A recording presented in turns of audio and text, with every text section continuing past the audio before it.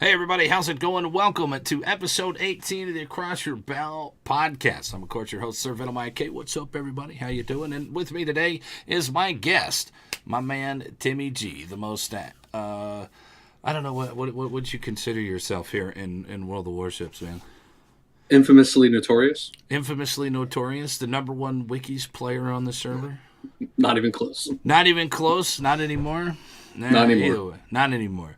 All right, well, timmyG, tell them what the hell you been working on this week, bro. Oh man, this week maintaining that motivation pretty much. Trying to hammer down a consistent schedule to stream in. My work schedule's kind of leveled out, so now I'm kind of getting myself into a set rhythm. So that's pretty much it. Just trying to stay consistent. Consistency is key, especially when streaming, man. Hmm. All right, so timmyG, guys, if y'all don't know who timmyG is, he's been playing this game for forever, and I've learned a lot from this guy, and I wanted to come on and get his opinion about some things that we're going to talk about, the Alaska, the 8.1. We're going to talk a little bit about a news, and if you guys have any questions, we do have a Q&A session. If you guys want to ask myself or timmyG any questions, go ahead and at them at SirVenomIK in the chat, or at timmyG 1004, or at one of the mods, and they will feed us those questions down the road. He is, like I said, timmyG. You guys can hit him up at twitch.tv/timmyG1004. Hit him up over on his Twitter at TJG104. There you go. So I am, of course, Sir timmyG. If you guys over on the YouTube channel, if you have any questions, comments, or concerns, leave them in the section below, and we'll get to those as soon as I can. So, Timmy. Yes, sir. What a mess of a couple of weeks that we've had here, from the CV rework into some other beautiful things that has happened, and we'll talk about the Alaska. And I know you guys have done some extensive work on the Alaska today when Hmm. it did release. But what do you think? Let's get into some news here. There's got a couple of sections of news here. We'll get your opinions, and then we'll move on into the 9 questions of averageness, and then we'll get into our topics for the day. So first news. EU, the EU beautiful people over there, they're doing a TwitchCon contest. So if you guys stream 24 hours over on the EU, you have a chance to actually win a trip to Berlin at TwitchCon on Wargaming. Now, if you guys remember last TwitchCon, they did sell the TwitchCon event for the NA server, and they took 5 people. They took Ashley, aka Ashley. They took Black Eagle Ops, and then Gigantic Gant, and there's 2 others that I don't quite recall at the time. But they took these 5 people, put them up in a hotel, brought them down there, fed them, and they had a good time. So that is on now. It's starting. Contest starts on the 25th of February and ends on March the 26th. There you go. TwitchCon is April the 12th, through the TwitchCon ends on April the 15th. So there's some time to get everything situated. So if you guys are in the EU and y'all would like to go to TwitchCon this year, fire up the show for 24 hours, bro. And y'all have, it doesn't have to be 24 consecutive hours, but 24 overall hours, and get that done. What do you think of these things, man? That's a great opportunity. It's a great opportunity for people to do a little networking, meet some of the development team and some of the team with Wargaming. It's good. I think I could only talk for, I can't really talk for anybody, honestly, but I know of talking to Ashley and talking to Black Eagle Ops and Gigantic Ant at the deal. It was such a huge change of pace for them. To be able to get in and win one of these contests, and pretty much get an all expense paid trip to California and go relax and have a good time and meet your peers, and just really enjoy yourself. So I highly encourage people to get in there and get involved. And this is something that Wargaming themselves, they don't have to give us squat. They don't have to do anything for us, and this is something that they're doing to give back to the community that's supporting their channel, or supporting their game. So I think it's a fantastic thing. Yeah, it's a hell of a shot in the arm too for the people who win too. Especially if they take advantage of it. And like I said, do a little networking. There's a lot of opportunity there for them. Maybe again, future down the line, maybe possibly community contributor. You know, if they stay with it. I know. yeah, I know if you stay with it, there's a three of lot the of guys who people. won in prior years didn't stick with it. Yeah, So they won it. They won it last year, and or they won it for the TwitchCon there in October for the U.S. TwitchCon. And I think 2 people are still actually play the game. So yeah. whatever, man. I feel kind of bad for them that they put out like that, but whatever. Hey, life happens, and you move on. So moving on into the next section of news, space battles. You remember space battles from last year? I did a lot of fun. I thought that was a blast. We had a good time with that. And guys, don't forget any information that I will have here. I will post in the chat here, and I will also post in the comment section below down there for the description section for you guys over on YouTube. But space battles. 4 new game modes. We have Torpedo Beats, we have Binary Star, Saturn's Ring, and Space Assault. Torpedo Beats is described as 5 ships per team, only destroyers, and your main guns. Your main guns now are only they work like secondaries. They're AI controlled, and the only thing that you can do is drop torpedoes. Sounds interesting. Binary Star. Each team is located at the enemy spawn. Each team base is located at the enemy spawn, and it has a tremendous size. The zones gradually become smaller until the limit is reached, and so teams consistently have to attack to not lose their base. It's going to force some action. It's going to force a lot of fast action. I'm all for the fast action because God knows sitting behind an island 90% of the game. What do you think? No fun there. Nope. Saturn's Ring is a tweaked epicenter. The capturing process of the inner cap does not block outer caps from capture by the opposing team. Inner caps bring more points when time held, so the team that captures them will have advantage. More aggressive gameplay, which I'm all for. Space Assault. This mode features different objectives for 2 teams of 9 players. Attackers should destroy the defender's base after taking down the force field generators. Destruction of the generators adds more time for fulfilling the attacker's main goals. Defending ships are constantly regenerating their hit points, so it is and this is improved for each generator or defending ship it is lost. Attacking ships respawn at their base after being destroyed. So there you go. You guys get respawns now. Okay, sounds good. It's pretty similar to the way they do with the frontline game mode in World of Tanks now, that you're able to respawn. It's interesting. It's a different game mode. I'm intrigued by it. Anything that injects new content into the game, increases its playability. I'm all for. And I've said it, and I'll say it again. I'll say it again a little bit later on. We've got everything. When we're somebody who has everything, what do you get them? You get them more content, and this is just more content that I'm down for and will play quite a bit. I mean, just like the Halloween events, the subs event, or any of them other events, anything that differentiates itself from randoms. Subs, boo. Yeah, I wasn't a big fan of those, but it was something different that got me out of randoms and got me out of the beating my head up against the wall trying to get these people not to go to the freaking 10 line.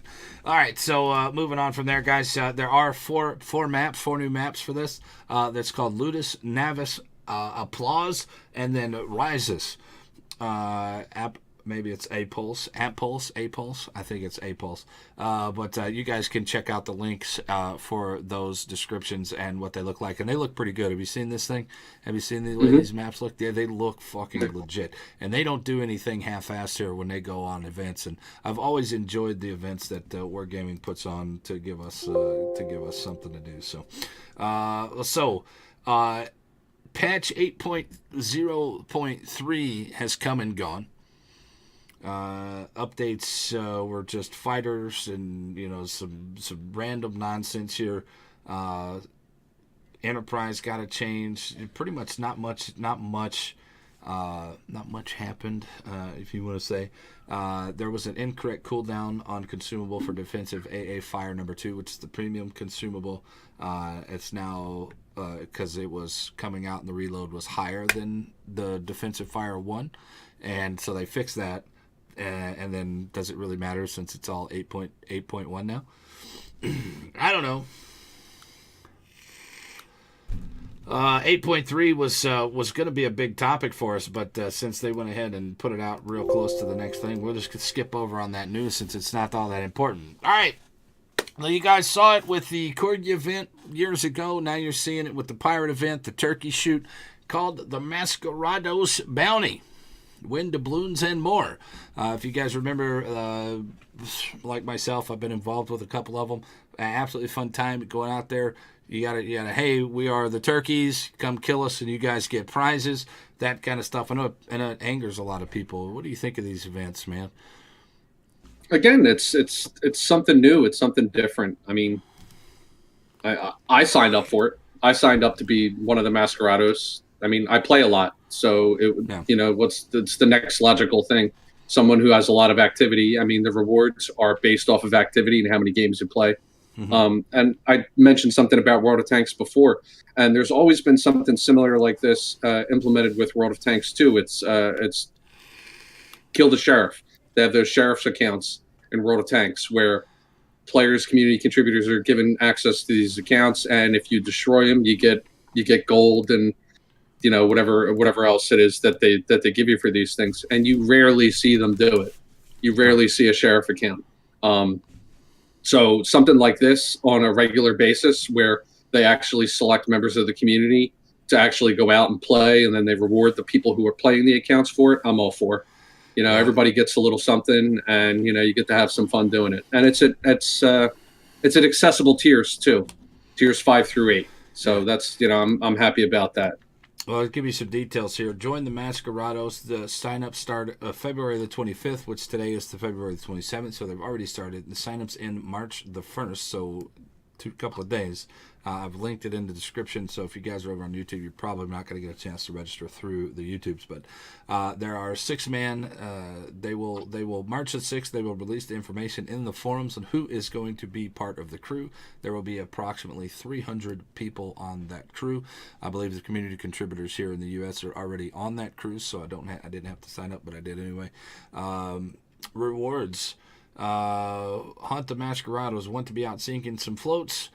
Stalk the reason of the random battles and hunt down the designated Masquerado accounts. Each Masquerado sunk gets you the following: 100 doubloons, which is always nice. 1 camo, the green and yellow one, the Sirocco camo, the Tokyo Game Show camo, which not a lot of people have or seen. The For the Win camo, which is a very good one. The Brilliant Ray camo. You also get 10 of each of the following signals: Papa Papa, Zulu Hotel, the Zulus, Equal Speed Charlie Londons, the India Bravo Terra 3s, and then 1 Clash at the Carnival event flag. Now this one, the flag and all the rewards will be paid out after the patch, so probably 8.2 is whenever the event ends, you will be receiving yours at 8.2. So there you go. And then there's some rewards if you happen to be a Masquerado. There's averages that you have to hit. Like if the whole server and all these Masquerados average 40 battles a piece, then you get a bunch of stuff too. So if you guys are interested in that, I will let that go. Schedules starting Friday, March the 8th, so 2 weeks. Ends on March the 11th. Then there is set times. March the 8th from 2 p.m. to 6 p.m. PST. It's Pacific time here.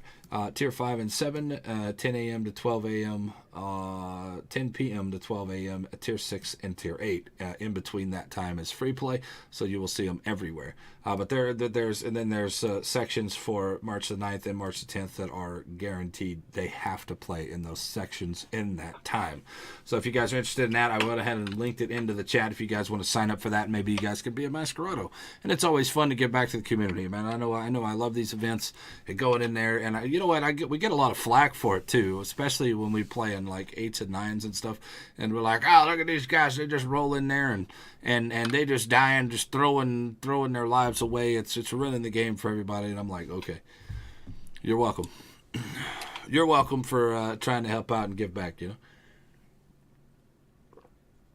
I also want to add too, there's a little sub note under the flag too, that the Masquerados will be in all tiers outside of the set times too. So it's not just you're not just going to see them at 5 through 8. You can see them at 1, 2, 3, 4, 9s and 10s as well on those off times. So That's also pretty good too, especially for a lot of new players too.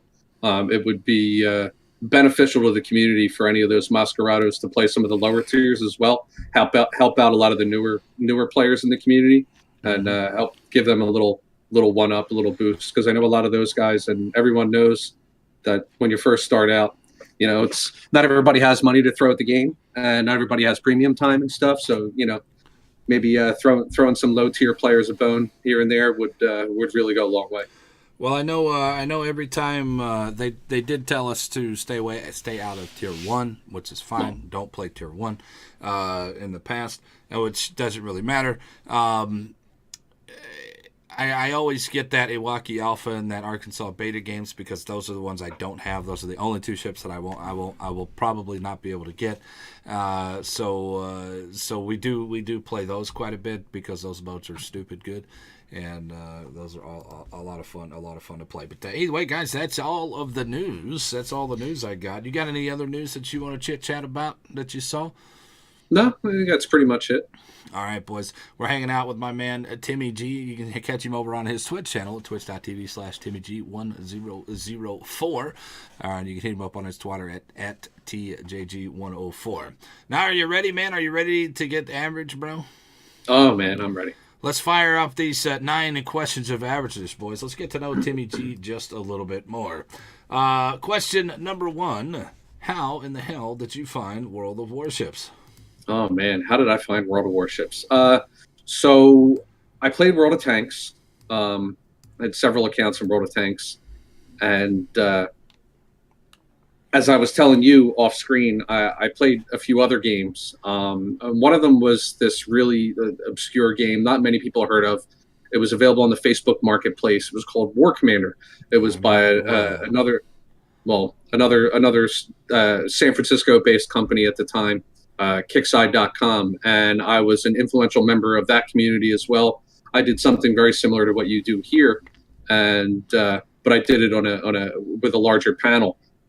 And the community manager for Kickside was leaving for War Commander, and she got a job with World of Warships. She was man, I can't even think of her Twitter, her forum handle now.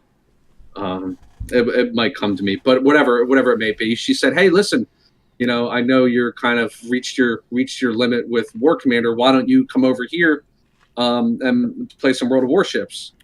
So I said, "Yeah, sure, I'll give it a try."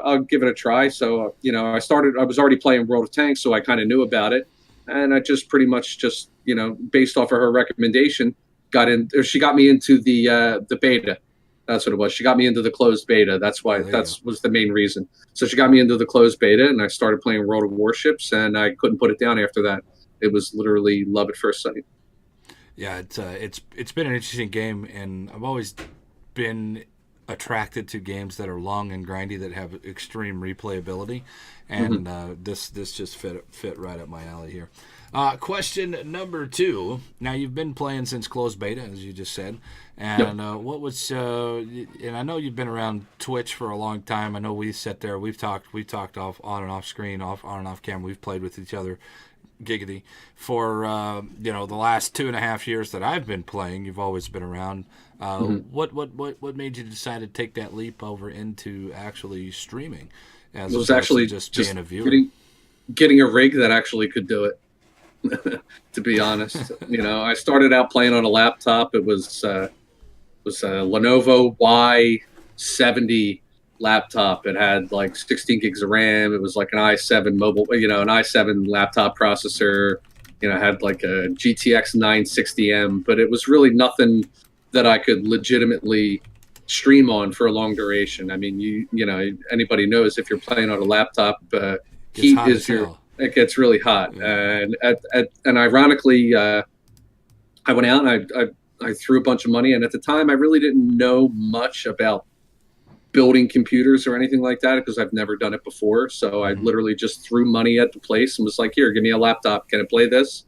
And he was like, "Yeah, sure, this will play it." I was like, "Can I stream from it?" He said, "Yeah, sure." And 3 months later, after I first started to stream, the laptop literally thermal throttled, died, and fried the whole motherboard, and it was no good. So then it was a little bit of a brief time where I did my research and I found out, hey, laptops is not the way to go.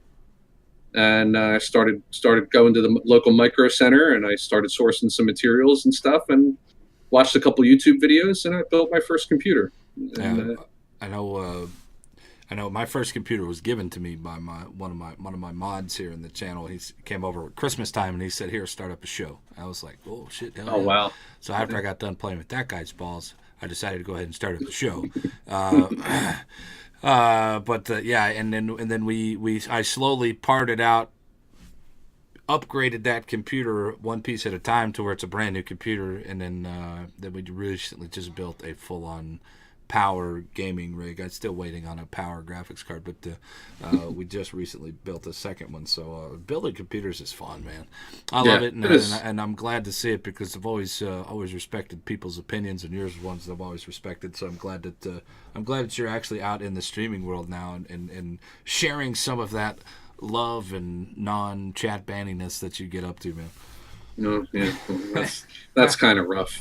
That's it's probably I probably should show a little bit more self control there. I'd probably be a little more successful in that aspect. But Well, the best part about being on the stream is you don't have to type it in chat. You can just rip it off. yeah, but I still have a tendency to Yeah, I do type it it too. out, type it out. I think we're all guilty of ripping on people that are stupid or they say stupid things or you're JFK. Anyway, the biggest setback in streaming that made you change your mentality. Now you're relatively new to being a streamer. Yeah. Other than the laptop just blowing up on you, what has been the biggest setback that you've seen so far? The biggest setback for me is the production value. I'm an idea man. I've always been one to come up with the ideas and help someone else out. Like I said, I did a similar show, kind of like you do here, and I was very good at the production and producing portion of it, but I was never actually very good at putting on the show. So like for me, the biggest hurdle is, I mean, like now I've got the rig, I have the internet connection to do it. You know, I've got the game and the game knowledge and all that stuff. But now, for me, the biggest hurdle is going to be taking it to the next level. The proper lighting, the proper microphone, the green screen backgrounds and all the stuff like that. But again, I guess that kind of stuff comes with time. But Well, you don't. If it wasn't for the limitations of what I have to do, I probably wouldn't even use a green screen. Put a little bit more flavor. I mean, like you got good flavor in the background over there. People, that's something different than people aren't seeing. And I think cameras and green screens, because there's literally nothing behind me to look at. That's the only reason I went with a green screen. It's not necessary, and I've seen a lot of really, really successful streamers, man. Maybe get you some of them, LED lights or something that you could put behind that beautiful couch. And oh yeah, get myself get you some, a whiteboard. whatever. A light board so you can write down people, so you don't have to write on your head, that kind of stuff. Yeah, put them on my list. Like Santa's naughty list kind of There you thing. go. A proper couch list and strike Delta. Okay, I'll rearrange my. You're gonna go to furniture the the next time. couch. Mm-hmm. That'll be a lot But of yeah, I fun. mean, like I was saying, like I'm an idea guy. We're all familiar with General Dort. I mean, he's a really good friend of mine. I don't want to blow my own horn, but I kind of helped him come up with the ideas. Like, hey, man, listen, you're very charismatic. Why don't you get yourself a green screen? Put you on the deck of the North Carolina. You know what I mean? Sit behind the Beaufort and shoot your guns. Those kind of things. And that's the kind of thing that I want to do. You know what I mean? That's the kind of stuff. That's the kind of show that I want to put on. I mean, Yeah. everybody's Something taking a different. page from Dr. Disrespect at this point. You know what I mean? It's just something you have to have something extra. So that's my next hurdle. That's my next mountain I'm looking to climb. There you go. Well, I know you're smart and you'll be able to figure it out. All right, Lord willing. and again, this next question's a little interesting and a little bit caveaty here, because of the relatively short time that you have been streaming. But what part of your streaming career, if you want to call it that,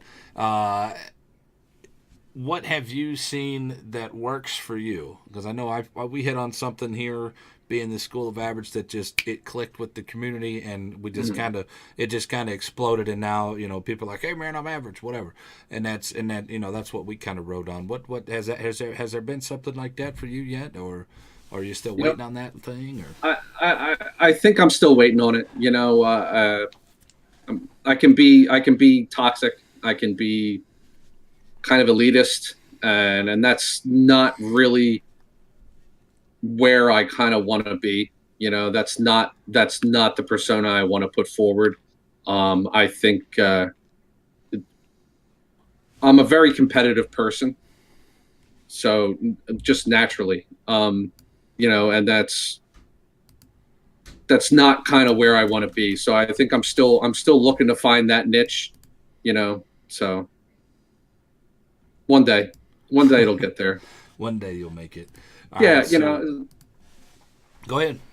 no, it's just it's something I know, and I know I can embrace it, but I don't want to be like everyone else who is that way. Fair enough. You know what I mean? If it's going to be part of who I am or who my persona is, I want to make it my own, and I don't want it to define me. Right. So that's kind of where I'm at with that. There you go. So uh, so you go from viewer to streamer, to player on different games. You run your own podcast. Out of all of these things that has made you who you are today, what has been, just give me one or two of the most important things in your life that you've learned, that would translate over to streaming. Mm. That give you a little, something about the Connecting with journey that connecting, well, that changed your game, changed your mentality, stuff like that. well, I learned this lesson, or not lesson, but I learned this a while ago. Like you said, when I was running an old podcast before, an old show. You make connections with your viewers. You know, like you'll get to the point where one of your viewers will get engaged to be married, and his first thought is to tell his friends and his family, and his very next thought is to come into your Twitch chat and to say, "Hey guys, I just got engaged." Like that's a connection that you made with your viewers, and to make those connections and develop those relationships with your community, that's what it's all about. It's making new friends, things of that nature. And then knowing Timmy G is like, wow, why would you do that? Why would you do why that? why are you here telling me No. right now? Oh my God! Why would you? Yeah, get engaged. No, that's a fantastic thing. We are, as streamers, we are community builders, and if you're not building a community, then your stream is not going to go anywhere. And that's something that goes through networking, that goes through being consistent, that goes through actually giving a shit about the people who watch you. And I actually give a shit about my beautiful people that come out there, and they legit 100% support you. No matter what you do. Now, people come and go, and life happens, and we understand. But some of the best things that a streamer can hear is that number one, they're enjoying your show. Number two, you're actually here, and number three, how everything's going on in your life, man. Because we love each of you guys. So at this point in time, we've already talked about it a little bit. What makes you different than say myself or General Thord or some of these other people, me, Jash, who's coming on next week? What makes you stand out? What makes you different? Why should people come watch you as opposed to anybody else? Well, what I like to do, and I don't usually do it all the time, and we touched on it a little bit, as far as like the CV rework is concerned, and that's kind of, it was a big, a big change, and I think in my attitude when playing the game. But when I first started and I became an affiliate, was I wanted to give back. I know I'm not going to be a community contributor. I know that that's not going to happen for me, but I want to be able Can to. happen. Well, it could happen, but I kind of have my reputation, and it kind of precedes me. So, I've given into the fact that it probably the odds are not in my favor. But I wanted to give back in any way that I could. So what I do now generally is I conduct private clan training sessions for various clans that want to develop that competitive chemistry, that want to get into clan wars, that want to play King of the Sea, that want to play all those competitive tournaments. And what I do tend to do is as I play, sometimes I'll explain why I'm going here, what I'm looking at, why I'm doing what I'm doing. I kind of give you a play by play most of the time, and I think that can be very beneficial. As we know, there's not very many how to videos, there's not many tutorial videos that are beneficial to higher level gameplay, higher tier gameplay, and I try to bring that to the forefront. And use my experience in game, my over 14,000 random battles just on the NA server, the me being a part of '07 and now 007, trying to keep the old flag and banner on the NA server. There you go. So Now I know the videos that I do over on the YouTube are designed more for the beginner, the beginning player, trying to get them to understand the mechanics of the game and an in-depth, comprehensive guides is what I've called them.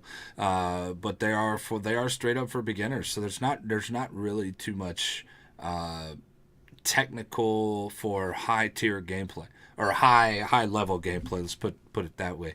And I told so I know that there's a market. This is not for the beginner. You're not going to understand this. You're not going to understand the mechanics because there's a certain level of understanding that you need. Understanding the flow of the game, understanding the mini map, understand what's coming, and a lot of people don't have that when they start. And you can't teach that. Unfortunately, you cannot teach understanding of the flow of the game unless they actually go through and play and fail. And that's one thing that I've always said is that it's okay to fail at this game as long as you're willing to get better. And I know I've asked timmyG about a lot of different things about how to get better and move on into a higher level set of gameplay. So hey, there's content there and there's a market there for it too. So I wish you all the best on that. All right, what's the next question here? The next question is, what do you think that would influence you as a person to go to that next level, or as a person, a streamer, life, albeit a person, an artist, a book, a movie, anybody, anything? what would influence me the most? I don't want to get emotional. It's probably my mom. I recently lost my mom, and she was a big influencer in my life. She was always a part of my life, and just whatever you're going to do, you want to put everything into it and succeed. Don't do it. She was she's her one of her sayings was don't half-ass it. So if you're going to do it, go all in. Don't do it half-ass. So that's kind of I would have to say. But it's kind of cheesy and kind of cliche, but it would be my mom. Whether it's cheesy or cliche, truth is the truth, man. Yeah. And I know my mom has always told me. She said, "Look, I don't care if you fail, if you get C's or B's or D's or whatever. Just do your fucking best." And Yep. and that's something I've always tried to instill in my kids. Look, I don't care if you get C's. I want you to get A's, and I want you to work hard. And if you work your hardest and get C's, then fine, you've done your best. And as long as you can sit there and say that you've actually done your best, then we're not going to have any problems. But if I know if you're sandbagging me and you get a C, then I'm going to be upset. So Yep. so there you go. So it's awesome, man. Parents and mothers can be very inspiring. My grandmother inspired me a lot, as opposed to my mother. But my grandmother said, "No, you're going to do this," and I was like, "God damn it!" And you're going to sit there and rewrite this thing. And I tell you what, I tell you how many times which she actually passed away recently. But we'd sit there when I was a kid, and I'd have to redo my homework because my handwriting was atrocious, and I would have to sit there and redo it and redo it and redo it. And I took that. I took that. It was like, let's get it done right the first time and do it our best. Do it the best our first time, and not just kind of breeze through it because you're gonna end up having to rework in the end. So that's something that I learned there. So. All right, so do you have any tips for any new streaming aspiring streamers out there since you're on your journey as well? Oh man. Any new tips for any new streamers? Run a lot of tests. Run a lot of test streams. Hammer out your quality. A lot of viewers really want to be able to view in a decent quality, whether it be 720p, 60 FPS, 1080p, 60 f, whatever it is. Find out what your internet can handle. Find out what your rig can handle. Dial it in. I see a lot of people who start streaming and you get a lot of stuttering, drop frames, internet falling off and stuff like that. You might be the most charismatic person with the greatest delivery and you're a pro at the game, but if your stream doesn't stay stable and your internet connection and your rig can't handle it, then no one's going to stick around for that. I mean, you're not going to watch a movie or a TV show in poor quality if you can go and watch something equally as entertaining and high quality. So, Fair enough. The quality is something that's a never-ending grind for a streamer, and for what I'm always testing things out. I'm always, okay, guys, we changed some settings here. We went from 720 60 to 16 by 9 just for a couple of days, and then back up to 1080 60 just to see what it would do. Would 16 by 9 do better? But I found out that 16 by 9 might look better on Twitch, and it does, than 1080 60. But when you try to export it out, YouTube downscales it to 720. So I can't. I have to do it in 1080 60 to get the super high quality for the exports and highlights and stuff like that. So that's always done. And then sound settings. I think my most important is sound, man. If you sound like crap, people aren't going to sit there and watch. So sound, microphone, a good microphone. You don't need a fancy camera. You can B6 and everybody out there are can attest to the fact that you don't need a fancy camera. You just need a good microphone, a good solid microphone, one that's not on a headset, because the headset microphones are terrible. And how's my mic sound right now? it's pretty good. What you got? I'm using a Logitech crappy webcam, like the C920. Yeah, is that what you're using for your microphone? That's what picks this up, because this microphone on this crappy headset sucks. Yeah. But I mean, it's really not that bad, and I think the whole sound audio thing goes into your room, the room you're in. If you're in a tiled room that's empty and doesn't have anything in it, then your sound is going to echo. If you're in a carpeted room, with whatever it is around you, then it's going to sound a little better. You do sound a little hollow, but I mean that's fine. Whatever, you can USB mic, XLR mic, whatever. There's so many different things. The sound quality. I think sound quality of all the qualities. I think sound quality is the most important of all the qualities. Yeah, Uncle Sam's check's going to be hitting soon. I'm going to be buying some upgrades. You know what I'm saying? Well, you let me know, bro, if you need an upgrade, man, because I've got. We are working on our own upgrades over here, man. Oh, all right. Yeah, we'll talk. We'll talk. Yeah, we'll talk off stream. And for the finally number 9 of the 9 questions of averageness is, what do you think your biggest tip for a new Warships player would be? The number one tip that you tell people. Number one tip: knowing the mini map, being able to add and subtract to the number 12. It's literally it's a 12v12 game in the prime heat time of the server. There's 12 enemies on the other team. If you can add and subtract to the number 12 and put your ship in a position where you'll be able to take damage depending on what ship you're in, and do damage based on what ship you're in, you'll be more successful. You don't know how many times I've seen players all go to one way and the other team goes the other way, and at no point in time does either of those teams react to the mini map.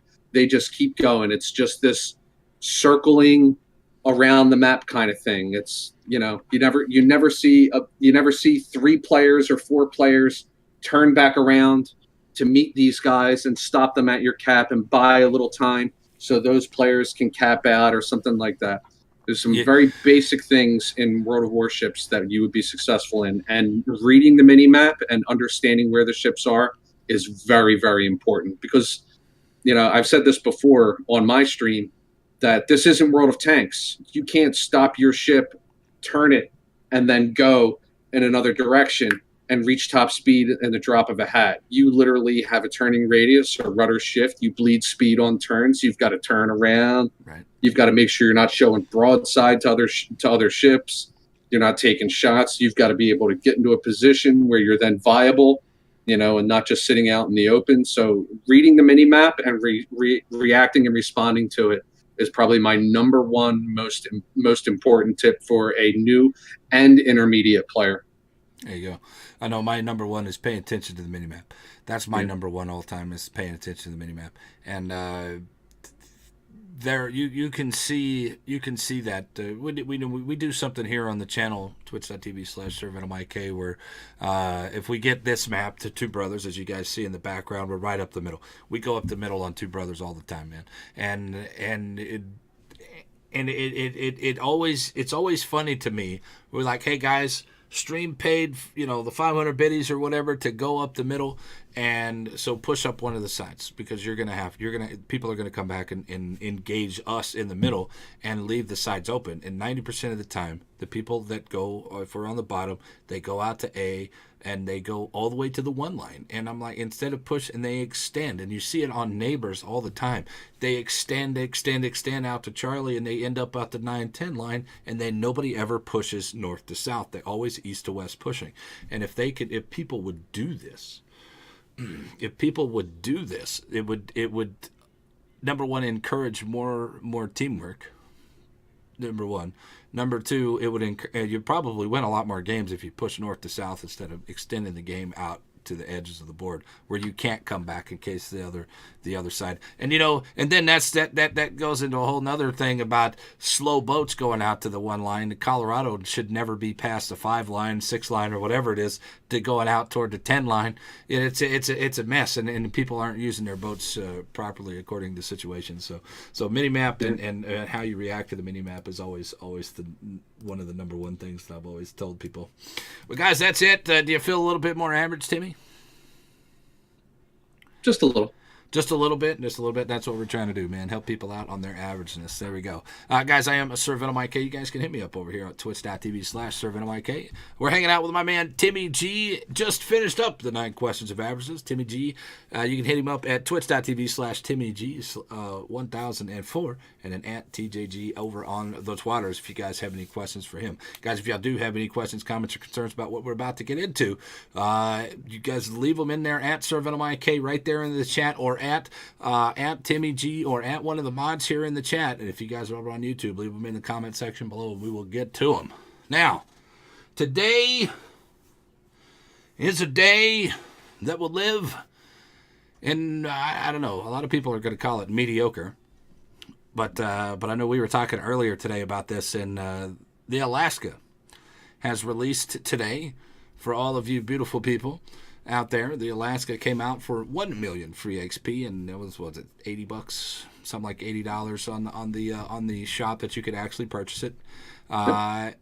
And this is a long-awaited thing that has been teased and nut tickled, and it's coming, guys, soon. And we've been sooned out for almost 8 or 9 months now, and it finally released. So, ladies and gentlemen, first impressions of the Alaska. I think a lot of people are going to be disappointed. There's a lot of people that are going to actually use the boat properly and going to be very pleased with this thing. We saw the eyebrows there. What's your first impressions of this, man? Before we get into anything that happened today, what was your first impressions? Well, after playing 2 random battles, not touching it for the rest of the day, and then testing with it for almost 2, 3, 4 hours, my conclusion that the ship is very well balanced. It took long to come out, and I'm glad that they were able to balance it the way they did. Right. And I know a lot of people when they sit there and they see a tier 9 where they see a tier 9 cruiser and it has 305s, everybody automatically thinks, "Oh, it's just going to be as good as the Stalingrad or with the 305s. It's going to be as good as the Kronstadt with the 305s." The American 305s do not do what the Russians do. They just don't do it. But they do something a little bit different, and that is absolutely dominate cruisers. Dominate cruisers. And Timmy, take us into your breakdown of the USS Alaska and what give us some things that you were testing around. Well, we were kind of testing it based on other Tier 10 cruisers, both what it does to other Tier 10 cruisers and what those cruisers do to it. Um, Obviously, Stalingrad aside, it pretty dominates every other Tier 10 cruiser. None of the guns. Now, when you say dominate, what do you mean? I mean, dominate both damage dealt and damage taken. It it has one of those armor schemes that is I kind of trolly. It kind of has a trolley armor scheme, very similar to the French. Oh, okay. I was just to ask, can you explain? So, like a spaced armor style. Yes, it has a spaced armor style very similar to the French. If any of you guys have it and you look at it and you remove some of the platings and you give it the top down look, you'll see that the citadel is rather than being on the exterior of the hull, it is on the inside. And then when you add certain other areas of the armor, they're kind of concaved as they step out. And there's several layers of them that overlap, as well as the outside belt armors, too, once you add them back. So we all know about Krupp and penetration values and things along that nature. So we were kind of just delving to see what it would do and what it would be like, and we were very surprised, to say the least, and shocked about what it was capable of against other cruisers. Now we all know, based on armor values and everything like that, it doesn't have a very great bow armor. It has that 27 millimeter bow armor. Honestly, man, the bow armor on this thing reminds me of the French battleships. They really don't have much of bow armor. No, I mean, yeah. you're not gonna stop and bow tank in a French tank, and I really don't think that the Alaska, in the short time that I've actually had my hands on it, is not a bow up cruiser. It's not a Demonis. It's not a Baltimore that can quasi tank and the bow. You have to kind of, if you are going to bow up, you got to stay open, kind of like the Dunkirk or the Nelson. You got to kind of stay open a little bit so you can get those auto bounce angles. Other than that, you're going to get smacked. You're going to get smacked from straight on. Yeah, any battleship that has a 382 millimeter main battery and up is going to overmatch your bow, no matter what. So there's, you kind of have to know your calibers of gun, your gun configurations on certain ships to know what the calibers are, what you're then capable of doing against those set ships. But if you have it, take a look at the armor scheme, and really think about what you're looking at. It really has some really good trolley armor, and we were very shocked. I mean, obviously, you show broadside to a battleship. That's, as Jingle says, that's a paddling. Yeah, and I know during the so when I made community contributor, the Alaska had been finalized and pulled off of the play line to where we weren't allowed to touch it, and then I got it back. I got it back a few days ago, and saying that you can play it, just don't stream it, just don't put out any content. There was an embargo on it. And so I was playing. I don't like playing offline, and I don't like playing alone. But I was in there playing the Alaska alone, and man, I would tell you what, I was shooting on things and doing very well shooting on things. And then from 20 kilometers away, here comes this blap, and I'm down, 30,000 hit points just like that, and there's really nothing you can do about it when they're smacking you from that far if you're not paying attention. So it's a user error on that one, but it does not tank damage very well from big shells, and as you know, battleships really eat this thing up, as it should be. I mean that's a fair assessment. So anyway, continue. No, she is a cruiser killer. Mm-hmm. She is a cruiser killer, head and shoulders before anything else. You know, there's a couple other redeeming factors for it. She has 10-kilometer radar now. You know, they made those radar changes. And I guess we'll get into those probably a little bit more. We'll get into some radar changes coming up here in just a second. But yeah, she's got the 10-kilometer radar. There's a few different builds that have floated around for it, but I think the most viable one would be definitely with, as far as captains go, like you said, she is going to be beat up a lot. You know, so I kind of spec'd it kind of a hybrid between a cruiser and a battleship where, you know, she's big. She's got a very big hull. You know, she's a large target. You're going to be very susceptible to HE, especially when those cruisers figure out that they're not able to do the penetration damage. You know, whereas if you're in a Stalingrad or this particular Alaska, you're able to do to them. Oh, excuse me. So, you know, you kind of want to have kind of a hybrid captain build for it. So I ran a little fire prevention, little basics of survivability. You know, just and I mixed in a couple other skills. Survivability style. Then I know, I know my initial thing is this is an American cruiser. Let's pick it up with the AA. We've put it up full AA, BFT, AFT. You know, all the frills, and I found it did okay as a full AA spec. And then we didn't. I didn't really have enough games. I think I played 4 games on it total. I didn't really have enough games on it that was not full AA spec to see how it did. Did you guys test any of that today? We didn't test it as far as AA build was concerned.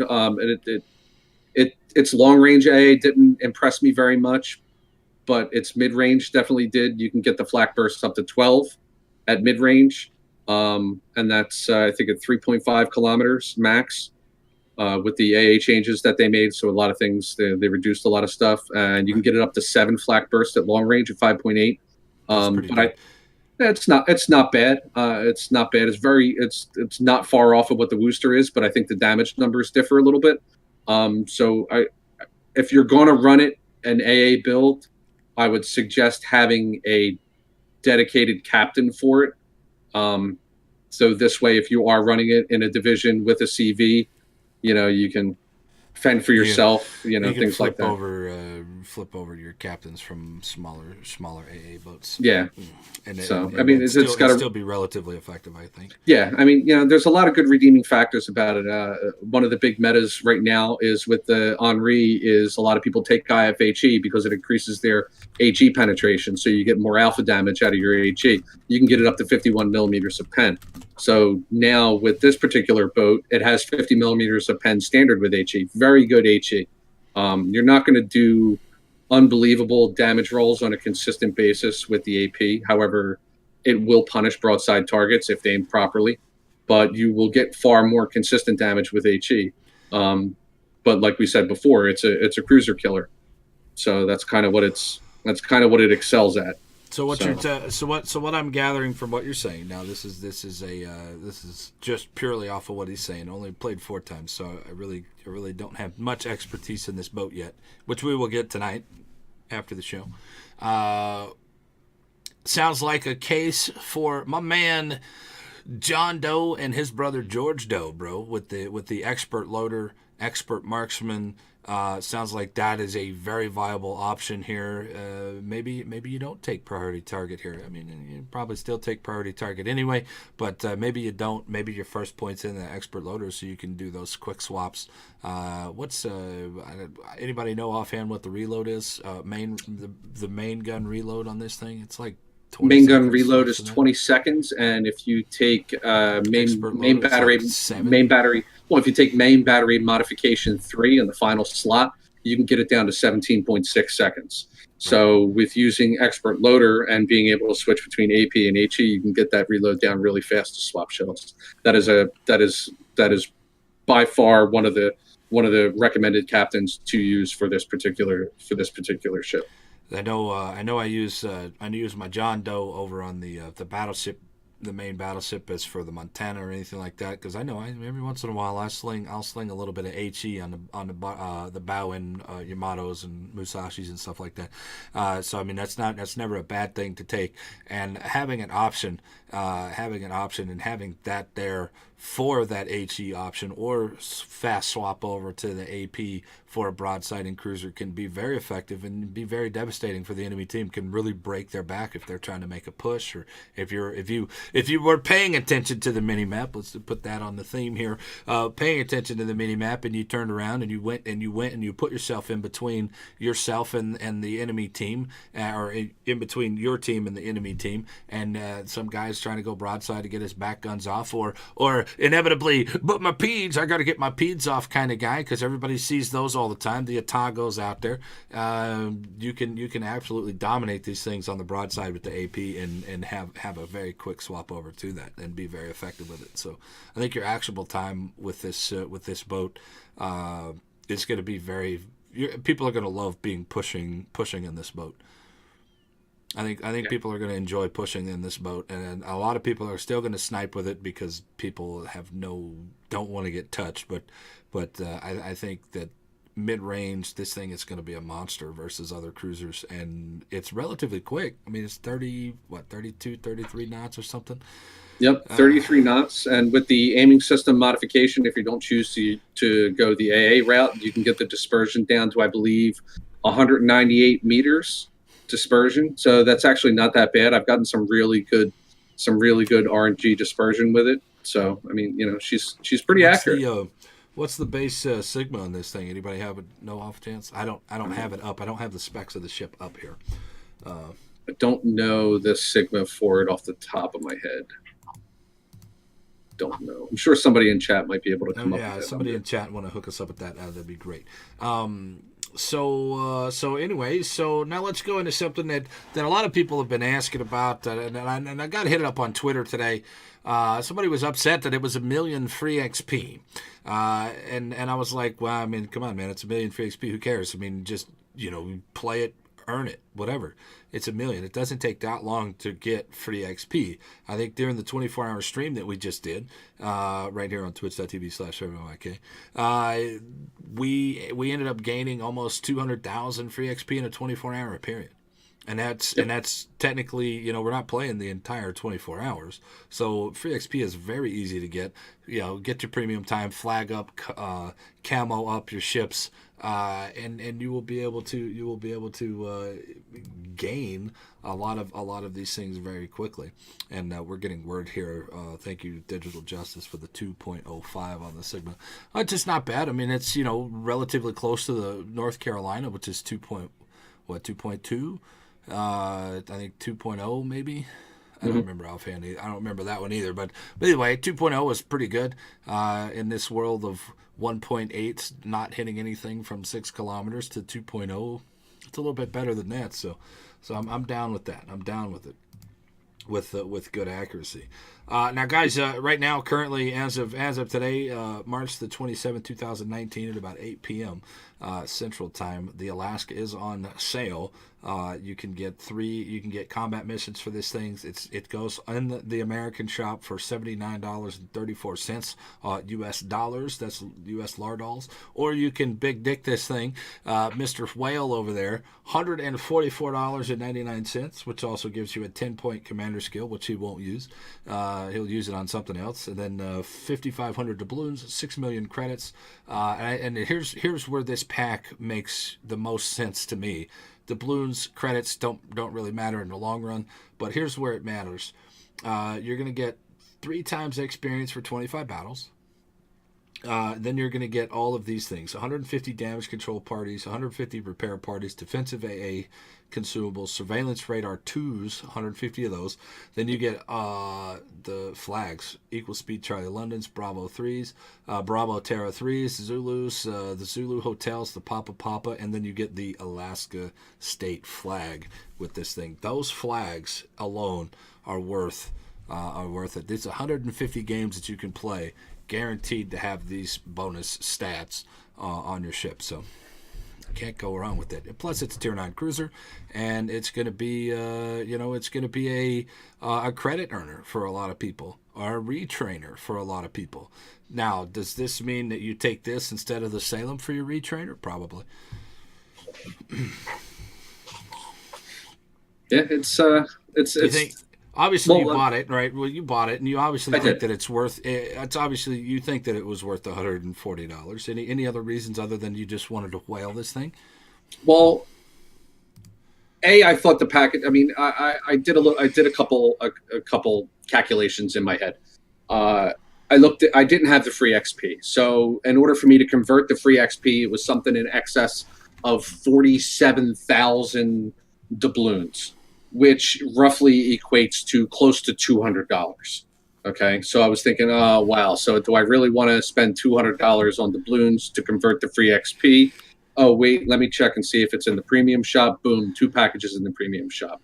So it was spend $80 for the ship base, $79.34, or should I go and get uh, The value. the whale package? And I looked at the whale package and I thought to myself, well, all right, for 144, I get an addition. I get the ship for 80. So for the other $60, I'm getting 5,500 doubloons. I'm getting 6 million credits. I'm getting the ability to earn the 3 times XP for the first 25 battles. And then if you look at the damage control party and the other consumables, you're looking at saving over 14 million credits worth of consumables. So the damage control party, the repair party, the defensive AA, and the surveillance radar, 150 each. That's 3.4 million credits roughly for 150 of those. So you're able to save all of those credits. So now you're looking at 16 million credits, in flux. Plus, you're getting all the additional XP flags, the Papa Papas, the 2 Zulus, and the India Bravos. So it's a good credit earner and stuff like that. And you're getting an additional 10-point commander and a port slot. So, like I said before, if you have the money, yeah, sure, $79 is definitely the way to go. Than converting the XP with doubloons. Save your doubloons for something else. Is it worth a million free XP? Yes. Yes, it's worth a million. It's worth a million free XP. Let's put it this way: the Missouri came out for 750,000, and they made a mistake on that one. That was way cheap for the Missouri. Now the Musashi comes out for the same 750,000, and I honestly think that they made a mistake on that one too. Now the Musashi's not a big credit earner, or not as big of a credit. Nothing is going to be outdo the Missouri. It's the Trump wagon. It's gonna have the biggest. Credit mod out there. But what do you base value on? Beauty is in the eye of the beholder, and value is in the eye of the beholder. This guy was saying, is this Alaska? This is not paraphrasing the quote here, but this is the Alaska, right? The Missouri was out there for 750,000 free XP. Is the Missouri worth another 250,000 free XP over the Missouri? And I said, well, you're looking at this all wrong. The Missouri was out there for way cheap. And honestly, I think this should have been $1.5 million, almost 2 million free XP for the Missouri, because so many people ended up getting it, and it was so good and it's still really dominant at Tier 9, and it's not any stronger than the Iowa. The only thing that gives it a little bit difference is what? The radar. And that radar is super effective. It's super effective at Tier 9 in controlling caps and making pushes and being more comfortable making the pushes. So yes, that one was worth more. This one has a 10-kilometer radar, does very well against cruisers, and what's going to be the biggest thing? Fires. And if you can get rid of that fire chance off of the board, then yes, absolutely, it's worth it. And people are just upset. I don't understand why they're upset about this. I mean, like, it just grind it out. I know some people don't have the time that we do to sit here and chunk in 6 to 8 hours a day playing this game. People can't do that, and I understand and respect that.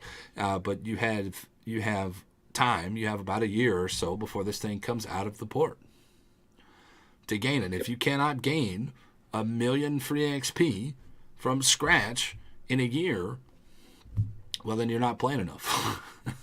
Yeah. But I'm okay with it. I'm okay with them selling it in the premium shop. I'm okay with it being 1,000,000 free XP. I honestly, dude, it doesn't really matter to me. I would pay more for it. Honestly, I would pay more for it. I would pay more for anything. So. Yeah, I mean, I think we're gonna. It's what's going to happen with the free XP ships. You're going to going forward. We're going to see an increase in the battleships if any do get released at this tier. I think they're probably going to, like you said, 750,000 was far too less. I think we're probably looking at somewhere around 1.5 million for a battleship, and I think right around 1 million for a cruiser is probably going to be the standard at tier 9. I wouldn't mind saying, they haven't really done any free XP DDs yet. I know they got one. I don't know. The Nustra Shimmy is coming out. The Nutra system is on its way out here. I don't know how they're going to release that. They haven't said if it was going to be for coal or for steel or for free XP yet. So that one's on its way out. Soon, trademark, whatever. It's still in testing and has just been pulled off of our testing line and gone back into reworking systems. So they said the Nutra system is steel. Okay, so that'll be a steel ship. So value for that steel, I don't know. I think with something like the Stalingrad out there, it's really hard to want to put out any other steel boats. This Stalingrad is just ridiculously strong for steel, and why would anybody want to buy any of the other ones other than being a collector like myself and I want to get every boat in the game. Mm. So bottom line it for me, man. Alaska overall Overall, a must get. If you're an American cruiser player, it's a must get. It's a must get, and definitely worth the 1 million free XP. I know a lot of you guys are sitting on that free XP. She's definitely worth it. If you have the extra money laying around during tax time, and you have the ability to spend the $80 for it, I definitely think she's worth it. Now, what I'd like to see, and I didn't mention this, I wanted to mention it when we first started talking about it, is the way World of Tanks does some things with new premium vehicles is now there's a mission. And as you go through the mission, you earn, as you pass each portion of the mission, stage 1 through 10, you gain a 10% discount on the ship if you wish to buy it in the premium shop. Because I know you said it, some people don't have the time to put in the 6 to 8 hours, the long sessions. They have families, they have kids, they have jobs, they have other responsibilities. Life comes into play. So, this helps those players so that they're able to play enough in the game and they could earn it for free. Whether or not that free gaming period turns into X amount of, free XP over the course of those games played, or it turns into a real world financial discount where you're able to buy the game or buy the ship at a discounted rate in the premium shop. You're going to have guys that spend the $100, they're $144. You have guys that spend the 80, but people don't, there's reality is there's kids and people out there that don't have the $80 disposable income to put here. So, but they have time to play the game. So they'll play the game get that 50% discount and then go and get the ship for $45. It's a win-win because you're getting more time on the game and you're also getting a little return on your investment as far as that's concerned. So I'd like to see something like that implemented a little more, and I'm just going to save some of that too for something else we're going to talk about too. Yeah, there also to be said that guys, if y'all are at 300,000 and 400,000 free XP, it would just behoove you just to buy the doubloons to convert. I think the conversion rate is 25 to 1 today. It goes up to 35 to 1. So if you're really cheap and you don't and you want to save your money and save it up, then fine, go do it that way. That is perfectly fine. They usually do conversions, once a month? I believe it's 35 to 1, somewhere around there. Once a month, once every other couple of months. So if you want to save it, this boat's not going to go away for a long time, so you guys have time. You don't have to get it today, but do look at saving up. If you're at 600,000, just save up and wait. Just don't even buy this thing. Just wait for the 400,000 or more to get to $1 million and get it done. Or you can, if you want to buy it out, then there you go. You can buy it out that way. It's up to you. My recommendation: get this thing. If you're close to getting this million free XP, don't waste your money spending on it. Go ahead and wait for the free XP to come around to get it. Or if you're nowhere near it, if you're only got 100,000 or 300,000, then go ahead and drop it if you're able to. If you're not able to, well, hey, I understand. Just grind it out. So there you go, man. There you go. That's my impression. So, guys, what do y'all think of the Alaska? I know there's a lot of people out there that have been waiting for it. Do you think that the waiting was specifically timed? I know with the CV rework and everything coming out, introducing another premium ship into the mix while they're trying to balance out the CVs and get things done on that aspect. But do you think the timing was bad, or I'm not trying to negative on it, and I'm not trying to just shill for wargaming because. But this is our honest opinions here. What do you think, man? The first thing I said on it was, when we first started this segment talking about it, is that I was happy with its balance, and I'm glad it took them this long to get it done, because it's actually a balanced ship. It has some pros, it has some cons, and the Zhao in the chat just asked. He says, "What's the biggest downside to the Alaska?" Man. What's the biggest downside to the Alaska? I think she is just an all-around, well-rounded ship. Again, you show broadside to battleships, you're going to get blapped, and that goes for almost every cruiser in the game. Concealment, Smoke Tiger just said, you can get her down to 12.2 if you run double concealment.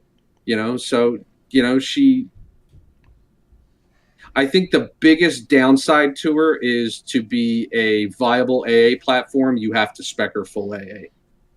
The biggest downside to the ship is if you want to go one way with the spec of the ship, or you want to go the other way with the spec of the ship, you miss out on something. There's no middle ground on this to be okay. There's no average build. You go to one extreme or the other, and there is no middle ground. Because if you do, then you miss out on the benefits of both ends, and you're just kind of mediocre in the middle. Yeah, you're kind of nobody average. Wants to. Yeah. Kind of I see what you did there. All right, okay, ghouls, guys, ghouls and ghosts out there. If you guys have any other questions, comments, or concerns about the Alaska, or good or bad, we will address those toward the end of the show at the Q&A session. If you guys can add them at SirVenomIK or at timmyG or at one of the mods, and they will feed us those questions a little bit later on. We guys are hanging out with my man timmyG, twitch.tv/timmyG, 1004. You guys can hit me up on his Twitter at TJG104. You guys can hit me up on my Twitter at Sir_Venom_IK, or right here in the chat. If you guys are over on the YouTube, come on over, have a live conversation with us. Twitch.tv/SirVenomIK. All right, boys. So there you go. The Alaska and beyond. Now let's look at beyond the Alaska. When does this set a precedent of free XPing ships being more and more and more? I know we touched on it just a little bit, but let's go into depth here. Let's look at all the free XP ships that they put out. Everything's been 750,000. Now, a lot of people think that the Missouri overperforms. It overperforms at Tier 9, and they think that I think that was a beautiful value at 750,000 in the long run. Hindsight being 2020, that's a fucking cheap ass deal. The Kronstadt overperforms at 750,000. I think the Kronstadt is a little bit closer to 750,000. More like the Alaska is at $1 million. I think the Kronstadt for $1 million would have been fine. Missouri at $2 million, I would have paid that in a heartbeat, just to get it, because it is a battleship. So where do we go from here? Are we going to sit here and really compare these free XP ships from Kronstadt to the Alaska to the Missouri. How could you compare the Kronstadt and the Alaska to the Missouri, because they're two different types of ships. They perform differently. Then they perform very well. Where do you go? Where's the cutoff? At what point in time do you say people, hey, calm the fuck down, and say it doesn't matter if you're getting this good value at $750,000 and they realize they made a mistake? Why would we complain about it when they up at the $1 million? So what do you think, honest, man? Yeah, go ahead. Well, to be honest, I don't think we can actually compare. We can compare the ships as far as the Kronstadt against the Alaska, the Missouri versus the Musashi, but you can't compare the value of the ship based on what the XP was for them. I think that was a introductory price to the first free XP ships that were made available to us. And I think with the addition of the Alaska, they saw how many people got those ships and how accessible they were. And I think going forward, like I said, for battleships going forward, I think we're going to look at Tier 9 battleships being available for 1.5 million free XP. I think cruisers at Tier 9 going forward are going to be 1 million free XP.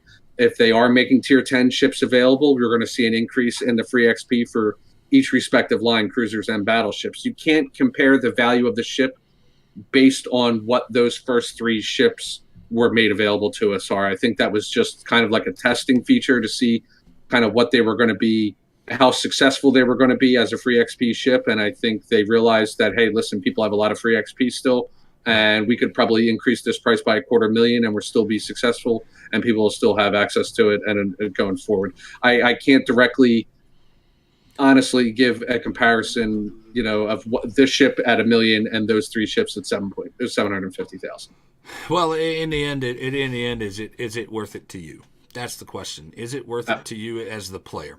Is it worth Absolutely. it? Because what's worth it to me? Fine. Is the Omaha worth it to you? Sure. Is it worth it to me? Hell no. That thing's terrible. So it all boils down on your personal experience and what you have.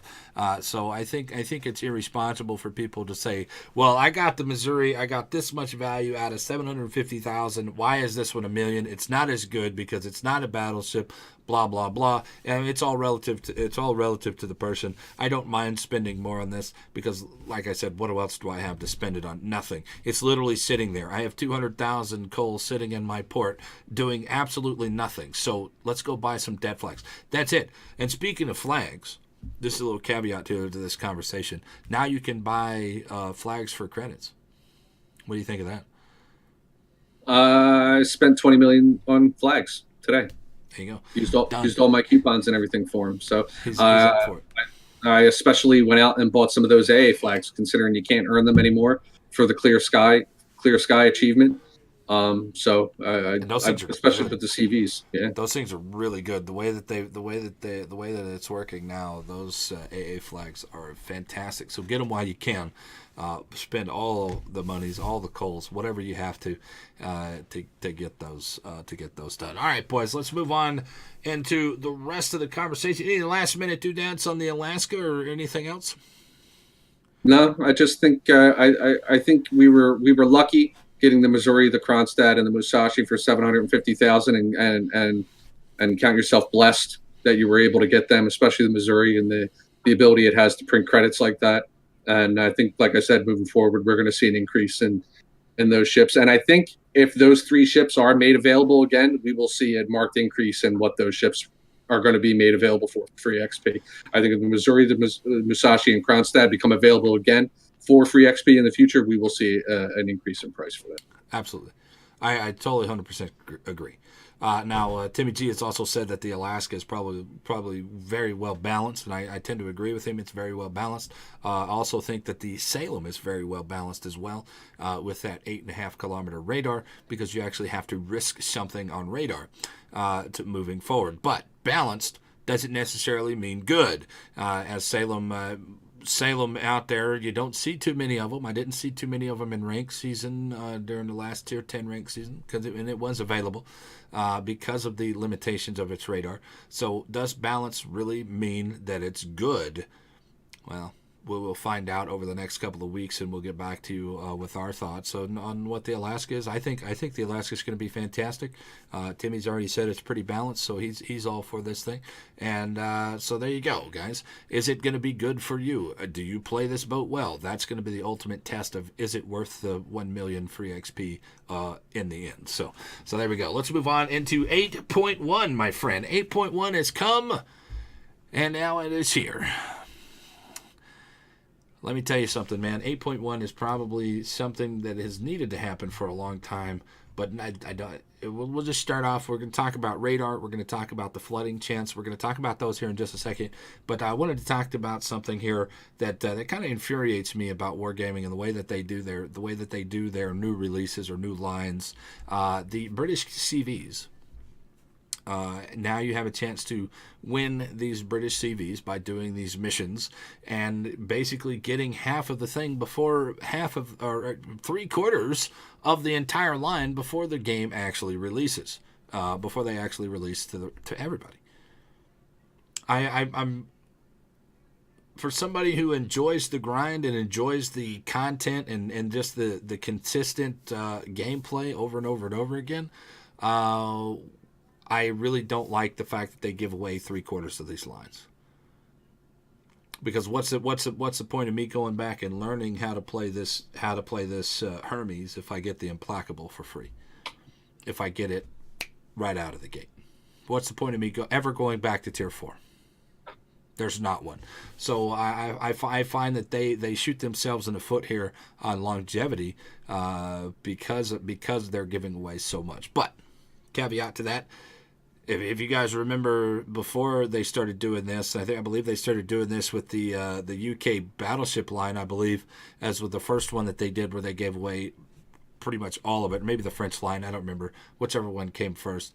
They gave away most of it, and I still have yet to play tier 3, tier 4, tier 5 in the French line because I started at tier 6 at the Normandy and worked my way forward. I don't care to want to go back and play these things. But that's just me. So what's the point, man? What do you think of this? Them giving away half of the line. But wait, let me finish my caveat. Do you guys remember the German battleship line release when that released? Because that was the first new release when pretty close to the first new release when I first started playing. There was 300, 400 Nassaus in the queue. There was 700, Koenigs out there in the queue at the time. And I think this is what they're doing is they're doing that to kind of alleviate that 300 battleship game queue. And what do you think? Well, I mean, remember another one too is remember they gave away the Bismarck for free. Well, you saw those Bismarcks in queue too. Yeah, one of those kind of things. I think what this is it's kind of another way for them to keep us playing the game.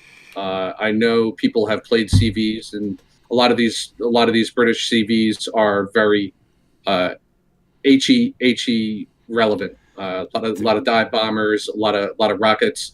I know the premium. I believe it's the premium. Doesn't even have torpedoes. Doesn't even have torpedoes. Yeah, and doesn't even have torpedoes. They're not dive bombers. They're carpet bombers, right? So they come in kind of like the rockets do. This kind of a straight on thing. A higher altitude release on them. I think what it is just pretty much to keep CVs fresh and relevant and keep them being played so that they're able to garner more information for their balancing moving forward. I think that's probably what it is. Do I agree with giving them away for free? No. I do not agree with giving them away for free. But on the other hand, you have to look at it as now they made this Alaska available. There's a lot of free XP that's going to get used. So a lot of players aren't going to be able to directly get these things. Again, you're going to have to complete missions to do them. Do we know how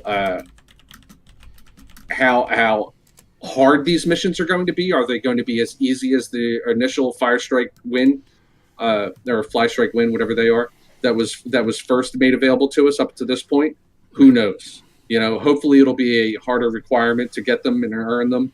And again, you're going to be getting these new crates that are available too, and you're going to be able to get these florins and all these other things. So we don't know what the drop rate on the florins and everything are going to be either. So you might have to still do a little a little arsenal purchases in there to buy one of the two of them. I saw that they're available in that arsenal.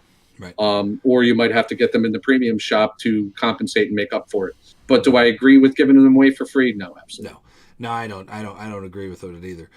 So if you guys don't understand what we're talking about, let me go into what this event actually is. It's the Fly Strike Win event, and I'm just going to read it verbatim here. The event will continue in update 8.1 as 4 new stages will be available to players. The stages lasting 1 week consist of 4 directives. So right in line with what we've already been doing for the past couple of weeks, each comprising of 6 to 8 combat and economic missions. The rewards includes various in-game items, crowns, and air supply containers. The Fly Strike Win event will be available to players who have reached level 12 in their service record with 5 to 10 ships in random and co-op battles. Some of the missions can be completed in operations. Once you have done all the directives of the stage, you will gain access to the Hall of Fame, where you can earn reward by achieving a certain rating score. At the end of the week, best 100 players will get a dedicated achievement called Top 100, whatever. That's for the big guys. All right, so there's 3 updates here. We have 8.0, 8.1, and 8.2. Stage 3 and 4 will be here in 8.1. You will be able to earn a whole bunch of missions here. In the Arsenal, Fly Strike Win in the Arsenal. The Arsenal is the new temporary category with 3 bundles containing research British aircraft carriers: the Hermes, the Furious, and the Implacable. That's the 4, 6, and 8, respectively. To get these bundles containing the new British carriers, you'll need to obtain new temporary resources called crowns and florians, introduced specifically for the Fly Strike Win event. How to get crowns: complete the directives of the event to get them. Complete the chains of daily combat missions. Obtain them in exchange for doubloons in the arsenal. You can only use this 3 times, so you can't really whale this one. Well, I guess you could technically, but only 3 times. How to get florians? The florians from air supplying containers earned by completing the combat missions and directives. So you have to complete the entire thing to get the florians. Complete chains of daily combat missions, and then purchase from the premium containers and from the premium shop. And you guys can see the difference on those on the actual page. And I will link this. I will link this to you guys right here. There you go. That is the way it is, and I will put this. I'll put this information in the description section below. So the bundles with aircraft carriers can be acquired in specific sequence, one by one. Each bundle is available only once per account. Crowns can be exchanged for the bundles with aircraft carriers. Any remaining crowns can be converted into florians at an exchange rate of 1 to 8.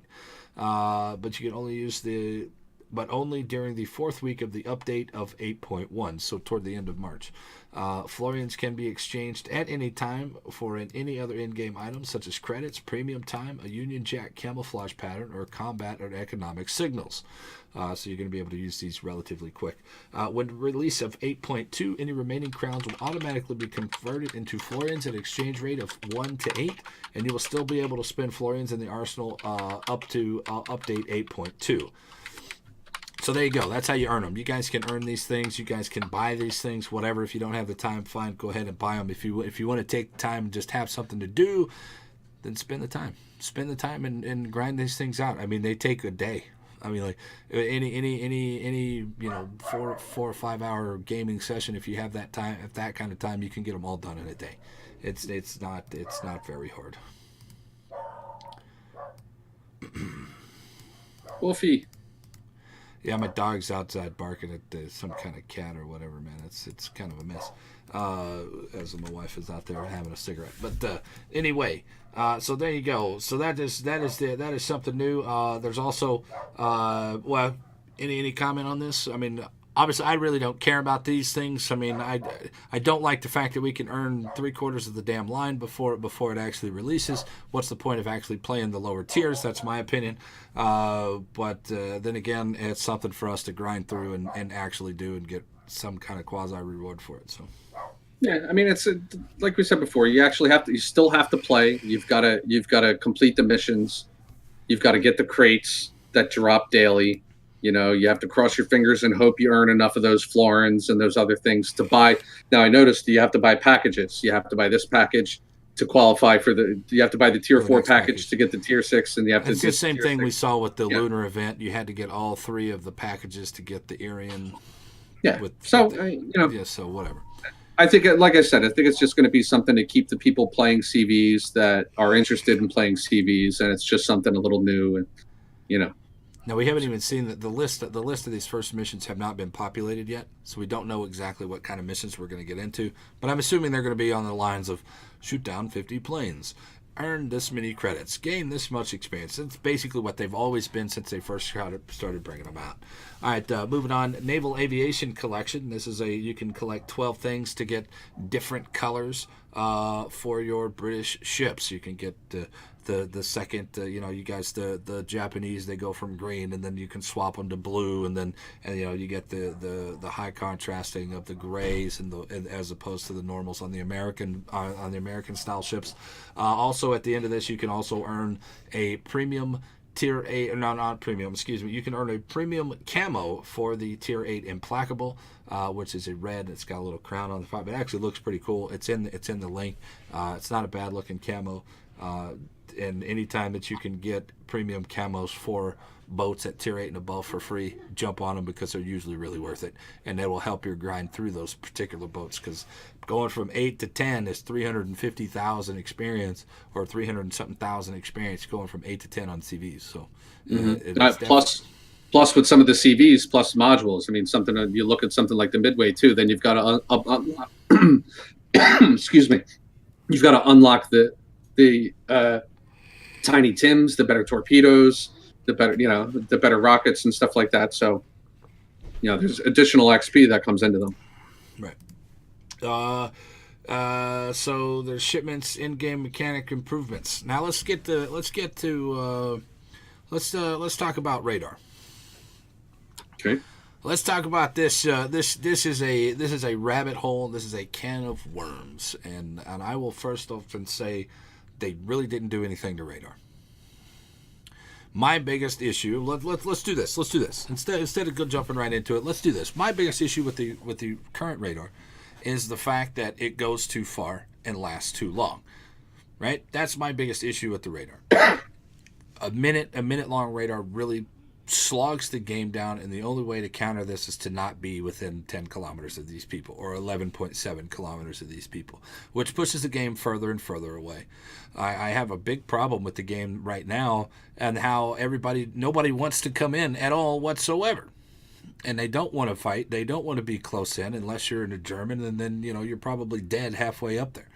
So why then would you have a mechanic in the game that is designed, and the only way to counter this design is to be further away? It drives me batty. It drives me nuts with this thing.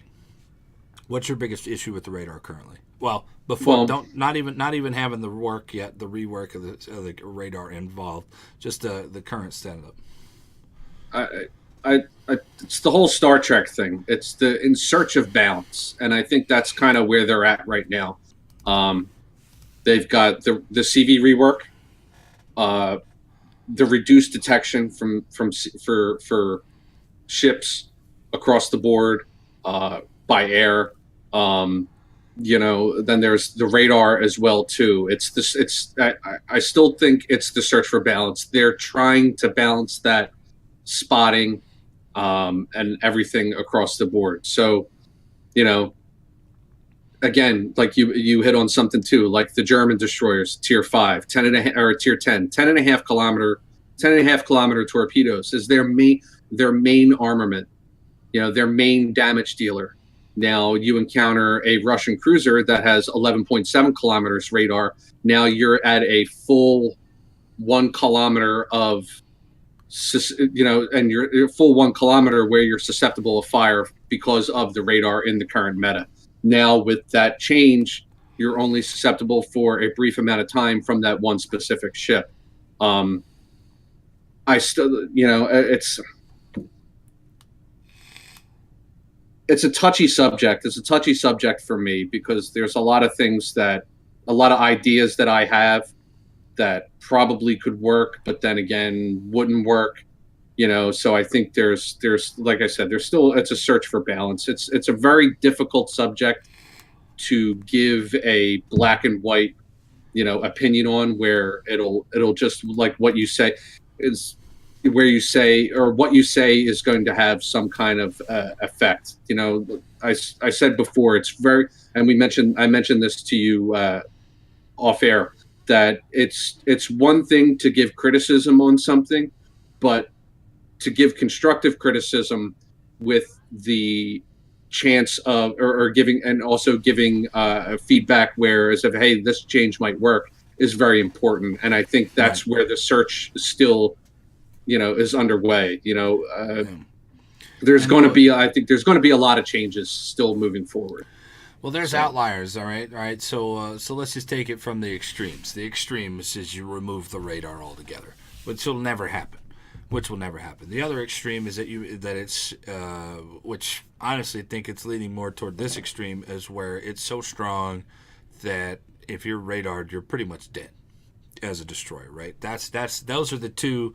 If we can stand that as the two bases of the extremes here, you pull it out, which will never happen, and then as soon as that thing is popped, then you're dead, and that's leaning more toward this side in the current stand up. Would you agree with that? yes. All right. So my fix, and my fix is just cut down some of the damn times. There's no reason to have 45-second radar. There's no reason to have 30 seconds, 35 seconds. Even keep the modules and get it to 37 seconds, whatever. That's fine. But when you start starting out at the high, what's the Demoni's base radar time? Oh geez, I think you can get it up to close to a minute Yeah, almost, I a think, for minute. the That is yeah. way too long. And you know what? They won't even want to do this. Just remove the freaking radar mod altogether.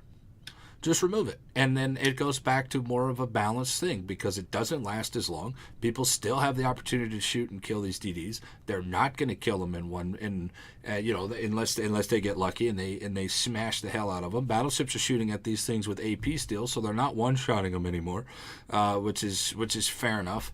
Which I'm not too thrilled about, but either way, that's a thing, and so why have something that is extending the game even longer than it has to be? The average game is what, 15, 18 minutes now.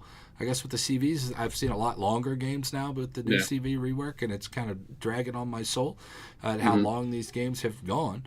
Uh, so why slow the game down? Let's speed the game up a little bit.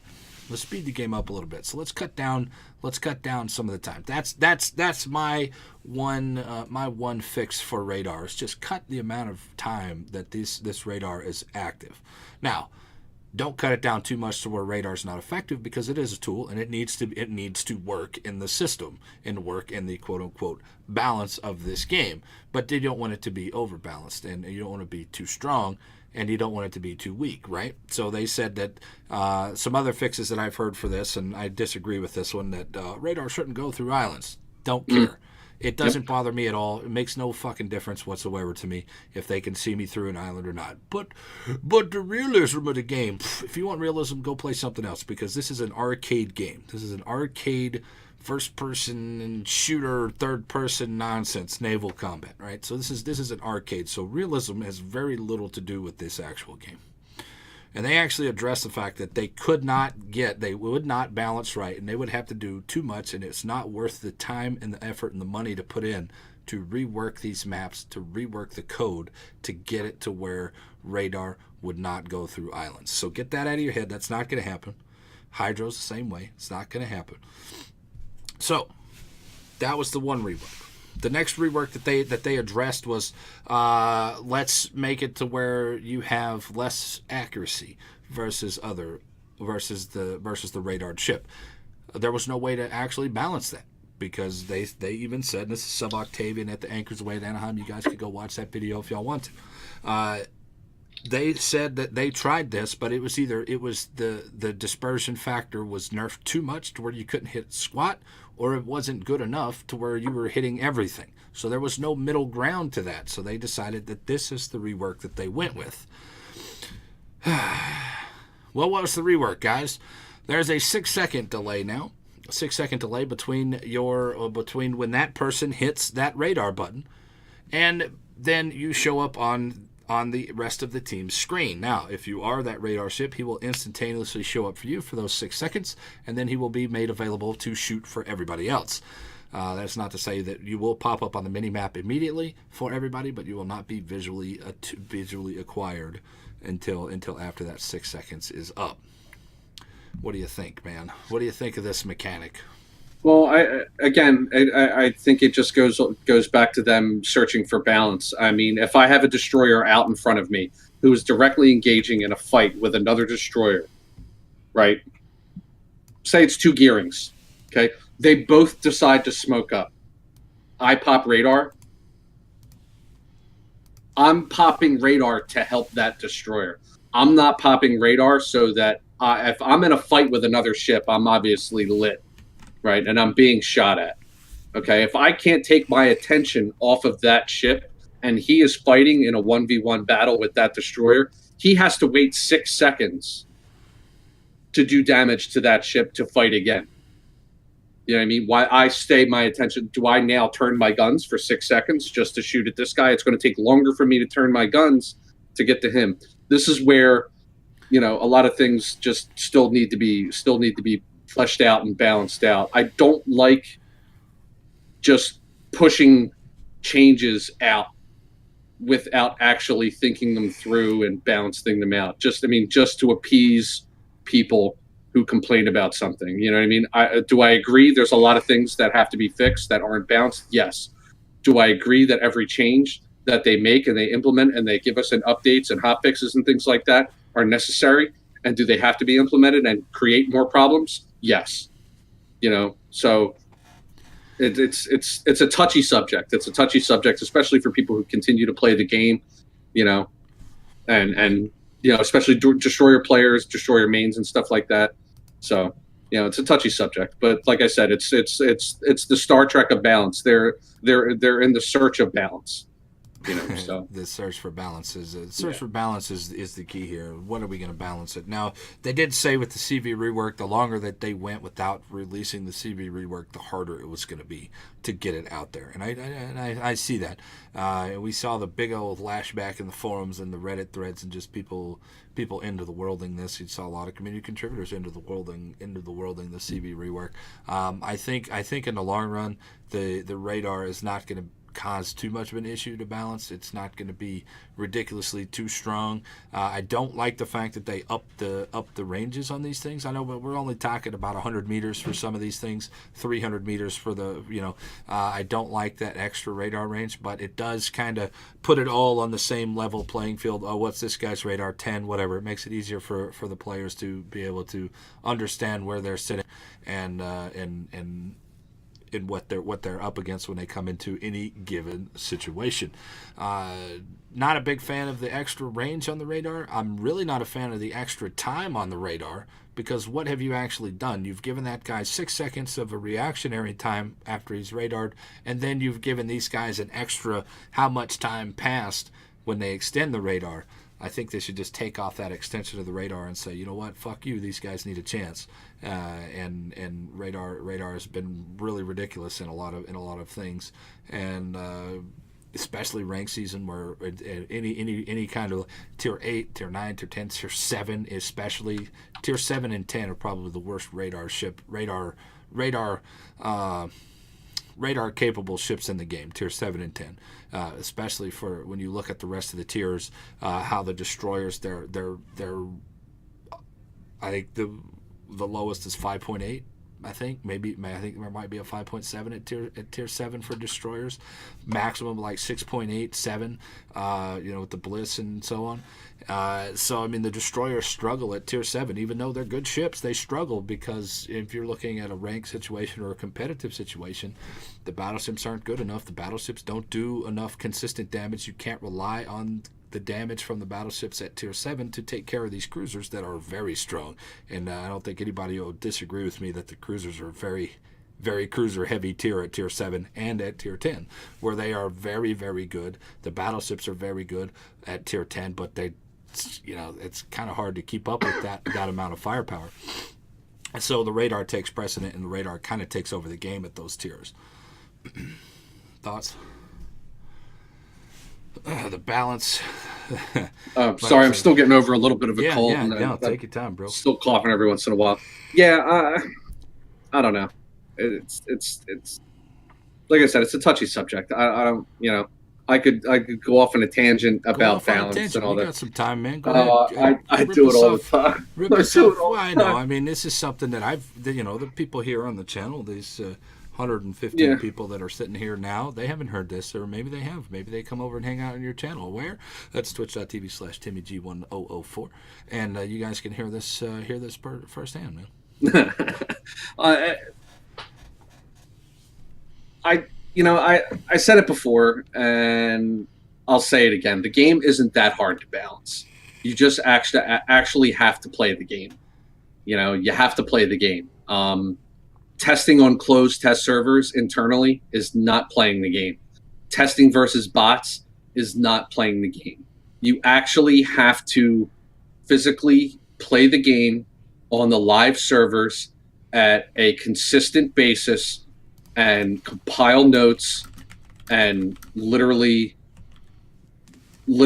gather information and make an educated assessment of the balance of the game. And I don't think that gets done. I don't think the people who play the game are physically there at wargaming, are physically there to provide any feedback for balance. Um, you know, literally, you could fly me to Russia, and probably two or three other people. You could fly four people to Russia who play the game on a consistent basis, and within a 4-hour period, we would provide them with a roadmap for future updates and future hot fixes that would achieve balance for the game and moving forward for future content as well. I don't think it's really that hard. You give us the analytics, some Russian vodka, and some Russian coffee, and I think inside of a 4-hour period, the small closed group of players would be able to actually hammer it out and or give them a roadmap to get the game balanced. It's really not that difficult. I mean, I've heard a lot of really good ideas from a lot of really good players, and when the community, and we said this before, a lot of people have a lot of things to say about what they're not doing, but if you don't provide constructive feedback for those criticisms, then they just fall on deaf ears. And I think a lot of those players who have given constructive feedback for the lack of balance and the lack of stuff here they should be listened to. Do you think they're falling on deaf ears? Oh, absolutely, absolutely. But I know for a fact that these companies have roadmaps. They literally have a room here in their offices, and they write all the stuff down that they're developing, and they need to find a return investment on these things. They put so many man hours into these things that they need to implement them. They can't just develop these things and spend time testing and developing and then not implement it because they don't see a return investment on it. So I understand the business aspect of it, that they're doing these things and it has to get put into the game. But then again, if you're literally wasting time doing these things, then you're literally slapping your community in the face. I mean, when the CVs came out, were they balanced? I ask you, Venom. Were they balanced when they came out? No. No. They even said that this was going to be unbalanced and it was going to be a work in progress. But yeah, a work in progress. Did it need to be a work in progress after it took the year of the CV that long for these people to get this stuff done and it not be pushed out not balanced? No. I think that a lot of the things, and I want to say that we knew that Wargaming had the first hotfix ready to go when they released it, and maybe it was logistics or whatever. I don't know. I don't know their head, but I know being a community contributor, I do. We have that direct line in, and we have Yeah. feedbacks that we if we play these test ships, we're required to give these feedbacks and give our honest opinions and what we thought about it, and they are looked, and we have some severely intense conversations with people at Wargaming about it, and asking why was this done and why wasn't this done instead.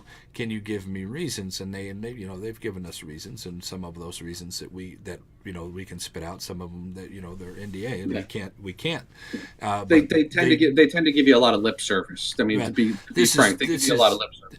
well, any company will give you lip service, but the Yeah. explanations that I've received on some of the questions that I've had, I've pretty reasonable assessments and pretty reasonable replies, and so I kind of take it, man, whatever, okay, fine, and you kind of move on with it. But they do. I'm not here just backing them up or whatever, but I do have to say, from my experience with working with them, quote unquote working with them, they do read a lot of the feedback, and they even good or bad Reddit threads, and they do get into a lot of pretty heated conversations with just us community contributors, and Yeah.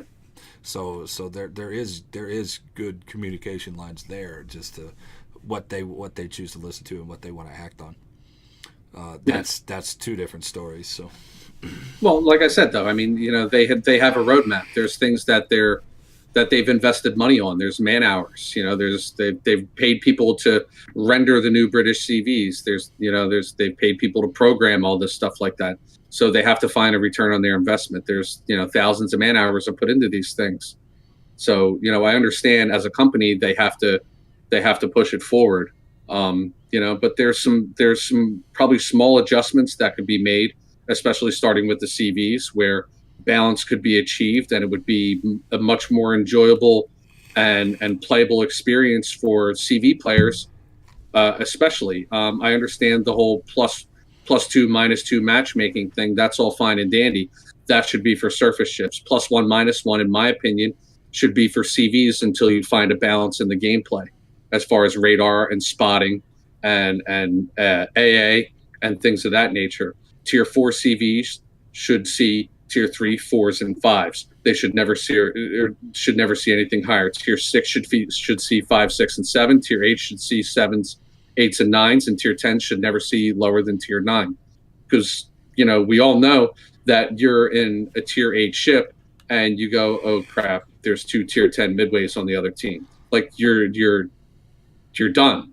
You're done. What can you do at that point? Planes are constantly flying over you. You're being dropped on by midways and hacks and AP bombers and stuff like that. Your AA is doing damage. You're seeing the little damage numbers come up, but you're not shooting any of the airplanes down, yeah. and they're able to get away scot I think free. that's a lot of. I think that right there. Therein lies the issue with AA, is that you are doing things. A lot of people, since they're not seeing those plane kills, they're not understanding that you are doing damage to these planes. Now, is that rewardful? No, it's not rewardful at all. And they have said that we will reward it in the future, but they are not rewarding it at the moment. Number one, number two, going back, when you do 2 or 3,000 damage into a squadron, don't shoot any of them down. You get hit for a torpedo, they go back, and then where's the damage? Well, their damage, just as soon as they go back to the boat, their damage is refilled. Now, do they fly through your AA bubble and go on to the next ship, and you do a little bit, they do a little bit, the next guy shoots some of the planes down in the squadron? Fine, whatever. I think there should be like a plane assist kills or something. You did damage to this plane, you should get rewarded for this plane.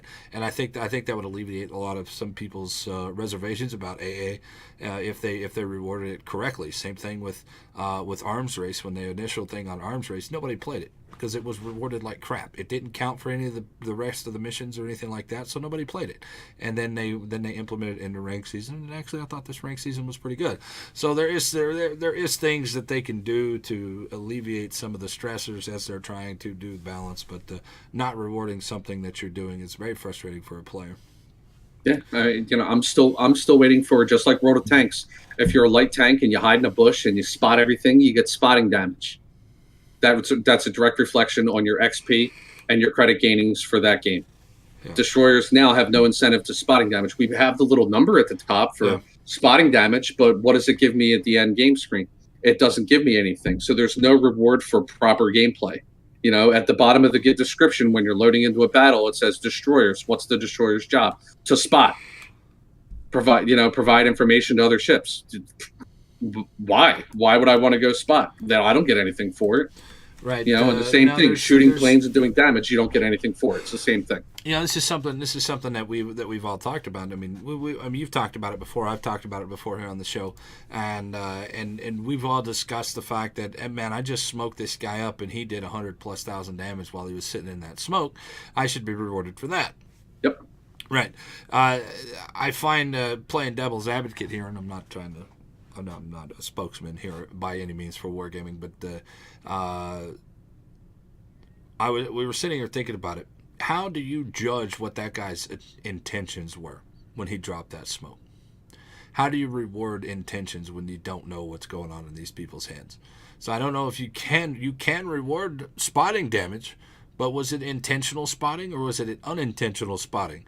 Was it I was sitting behind an island, this guy happened to show up, then the other guy, I spotted him, and then some guy blaps him immediately for 60,000 damage.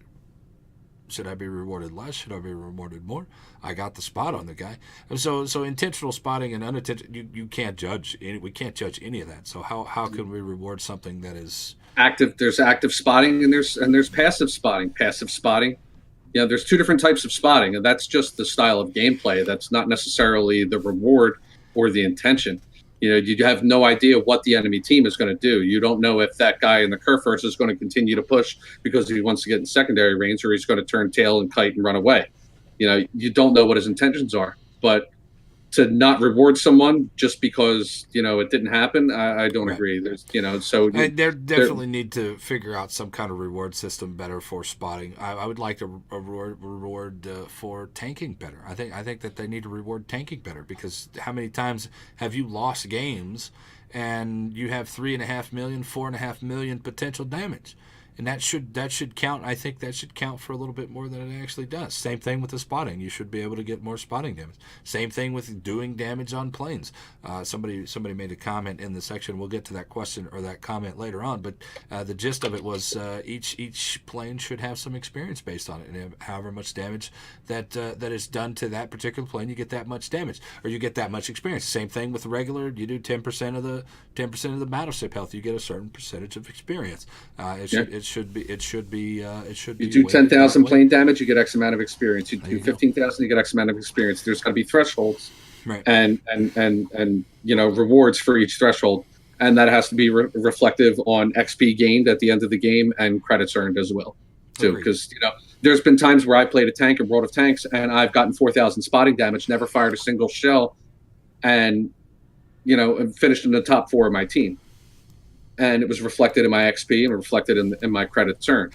There should be rewards for proper gameplay, and if there's not, then that's all you're doing is teaching bad habits and promoting poor gameplay, and then and you do not achieve balance that way, because then you can't get a true test and measure of what the ships and players are capable of and what your game is capable of, because you're not rewarding them for playing properly. So if you can't play properly and you're not getting rewards, then you're never going to have balance.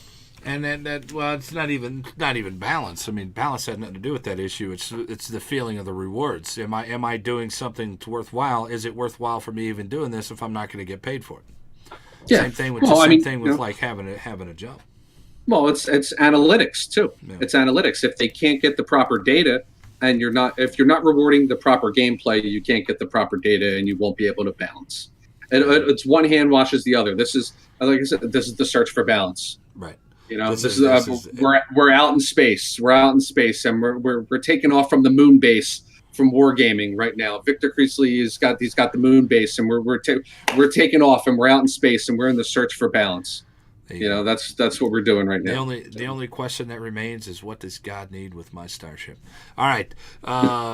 What moving on into the next thing? Any last minute? I know we got a far afield here from No. radar into balancing and everything, but Well, let's finish up. You want to finish up with yeah, go ahead. the other adjustment to the radar too. We didn't Yeah, touch on the actual new visual mechanic and yeah. now with the over the ship indicators that and in chat in, excuse me, in chat and also on the map. So when you pop radar now in chat, it lets you know that, hey, I have popped surveillance radar. There's a large wave or aura that pushes out from your ship that shows that you've popped radar. And above your ship, above your conning tower, there's a small little thing there too. And it also vice versa works for hydroacoustic search too. Right. So that's really interesting too. So now you can communicate with your team with what consumables you're using. I really wish they would implement that as far as defensive fire is concerned too, Right. because that's another thing that helps your teammates too. I think that should be the next step or implementation with that. But I Overlapping. like that. Yeah. No, I think it's great. I think it's great, Yeah. and it also it does twofold. It does twofold. Number one, you get the visual acuity. You don't have to like, hey, I type in there, I'm hitting my radar first, or you chat. I know we've done it. I'll let you hit your radar first. You hit your radar first, and I'll hit mine after that one's done. We've always done this. This is something that's become standard, and now that you have these visual cues, number one, number two, if you're not playing in a division, this will put even more emphasis on that fucking mini map that you can pay attention. Hey, this Demones has popped his radar. All right, well, where the hell is that Demones compared to me? Oh, he's right next to me. This is great. So now I'm paying attention to the mini map even more, which helps me understand the flow of the game a little bit better and what I am capable of and where I need to reposition myself or whatever indication that happens after that. I think it's a great thing. It's a long overdue thing. I know that there was mods there for a long time that you could see what your teammates were doing. This guy's got his radar up. This guy's got. There was also mods out there that I find where this other guy has his radar up on the enemy team. I don't find that very attractive as a mod, and I think that should not be in there. But get them out of here. Get it out of there. We don't want Get it. it out of here. That's right. So this is more quality of life change, and they've done several really nice quality of life changes over the past couple of patches, or over the years that to make it a little bit easier for us to understand what's going on with the game and kind of balance everything out. And we go back to balance real quick. It's a smoke change. This is another thing about smoke change. It's balancing, trying to balance out this smoke change was such a pain in the ass for a lot of people, and they didn't understand it. So this is going to be a pain in the ass for people until they realize that, hey, after about a month of this, nothing's really going to change. You're going to play the same way. You might have to adjust your play a little bit. I think the biggest adjustment or the biggest change that they've made for balance sake, in all the 2.5 years that I've played this game, 12,000 random battles, 13,000 random battles over the course of 3 years or whatever, has been the AP change. That has been the biggest change that has made the most impact, is that AP change. And when you really think about it, how much of an impact did that make? The AP versus Destroyer change from battleships. Yeah, that was a pretty big change. That was a pretty big change. I still sling the AP, Yeah, guaranteed damage, and I find it hard to want to add even more RNG into the game with the HE, because I've had 7 hits for 0 damage. Knocked out a shitload of modules, but what I needed from that guy was to die, and he did not die, and that's frustrating. So I tend, I think after shooting 90% AP previously, and sometimes 100% AP in battleships previously, I think I'm shooting maybe 75% AP now. It really didn't change much. I'm probably 80-20. 80-20. Early game, I might load HE because you tend to get those aggressive DDs or they get spotted by the CV. So I try to have as much impact on that destroyer as I possibly can, knowing that the AP changes depending on the destroyer. Depending if it's a gearing or if it's a cab or something like that, or a Haragumo, where you're able to do pen damage still. I look at again, you look at the team lineups when you first start out. Hey, listen, I got a gearing, I got a cab, and a Haragumo. I'll stay with AP. I'm fine with that. But if there's any other DDs there, most of the time, maybe the first couple salvos, maybe I'll stick with HE. try to help the team as much as I can, because that can help you knock out a destroyer early.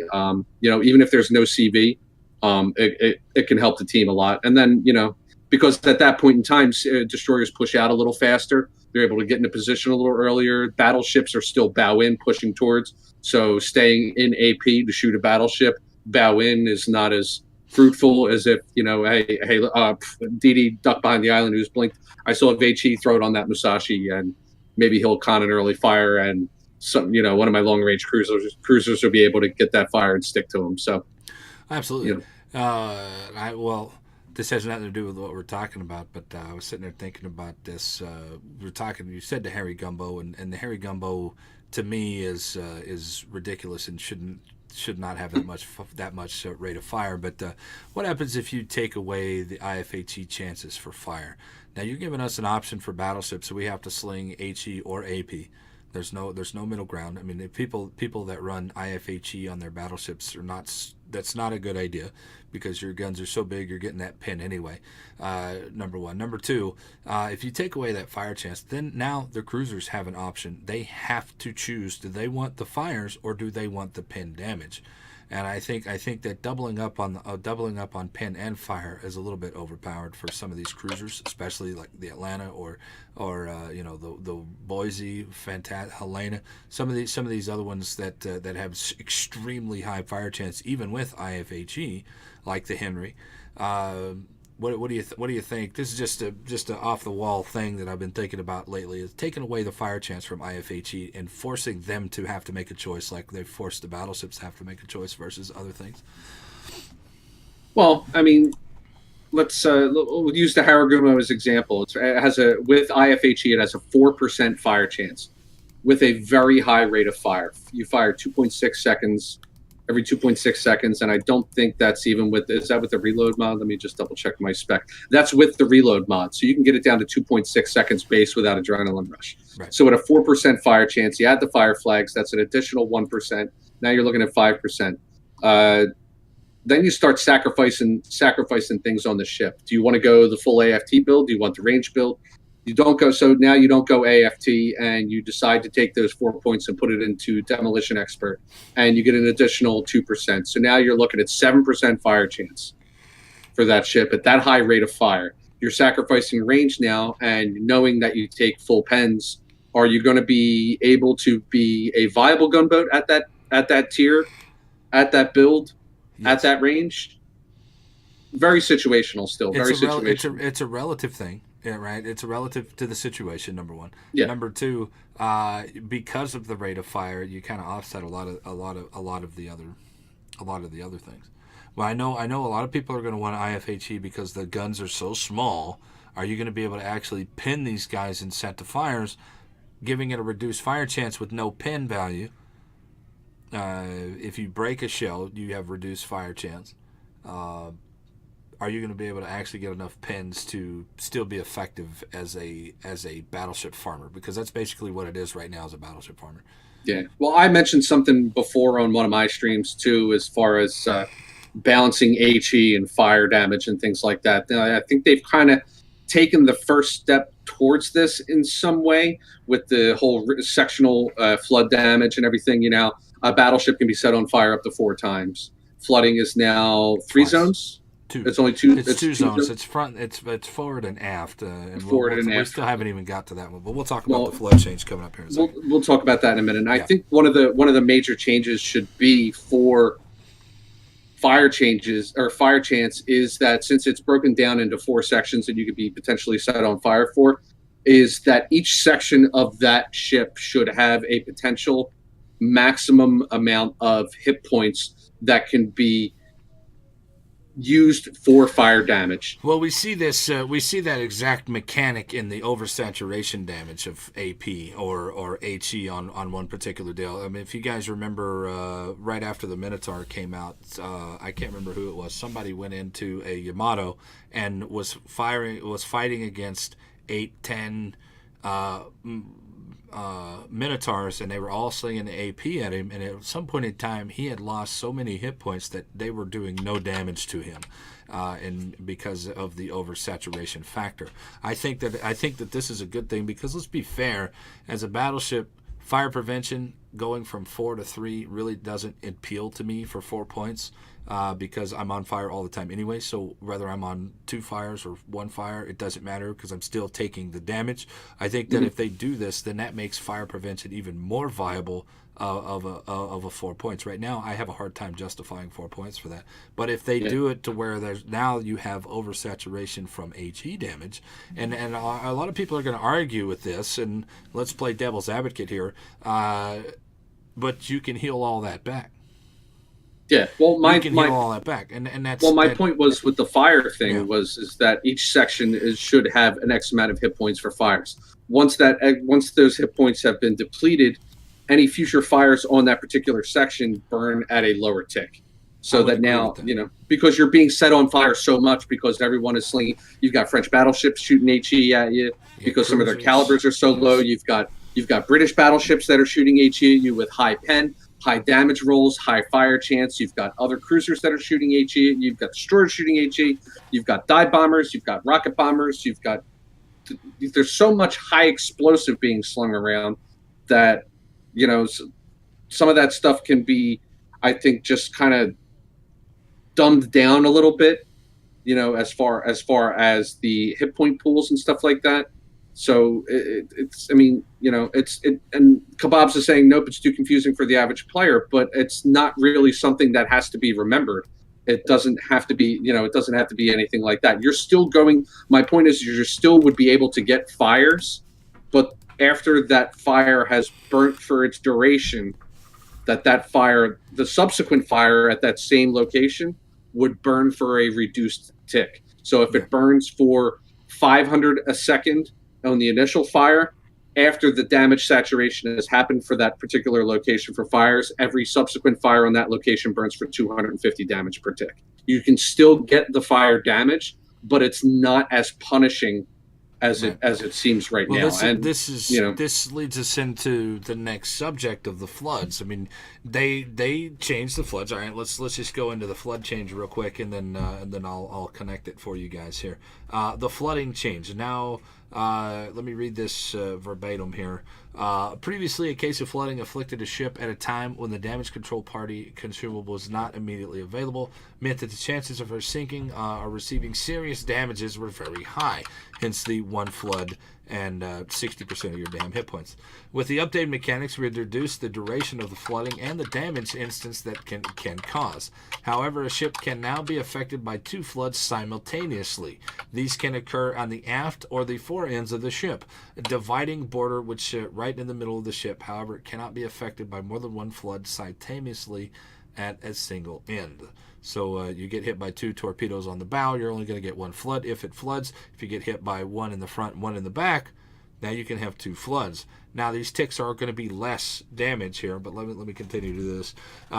Flooding also reduces the propulsion power capability or capacity, which in turn significantly affects her maneuverability, making the ship a vulnerable target for enemies. With the new update, the penalty against afflicted ship's propulsion power gets increased, which along with other changes to the mechanics makes flooding no less dangerous than it was before.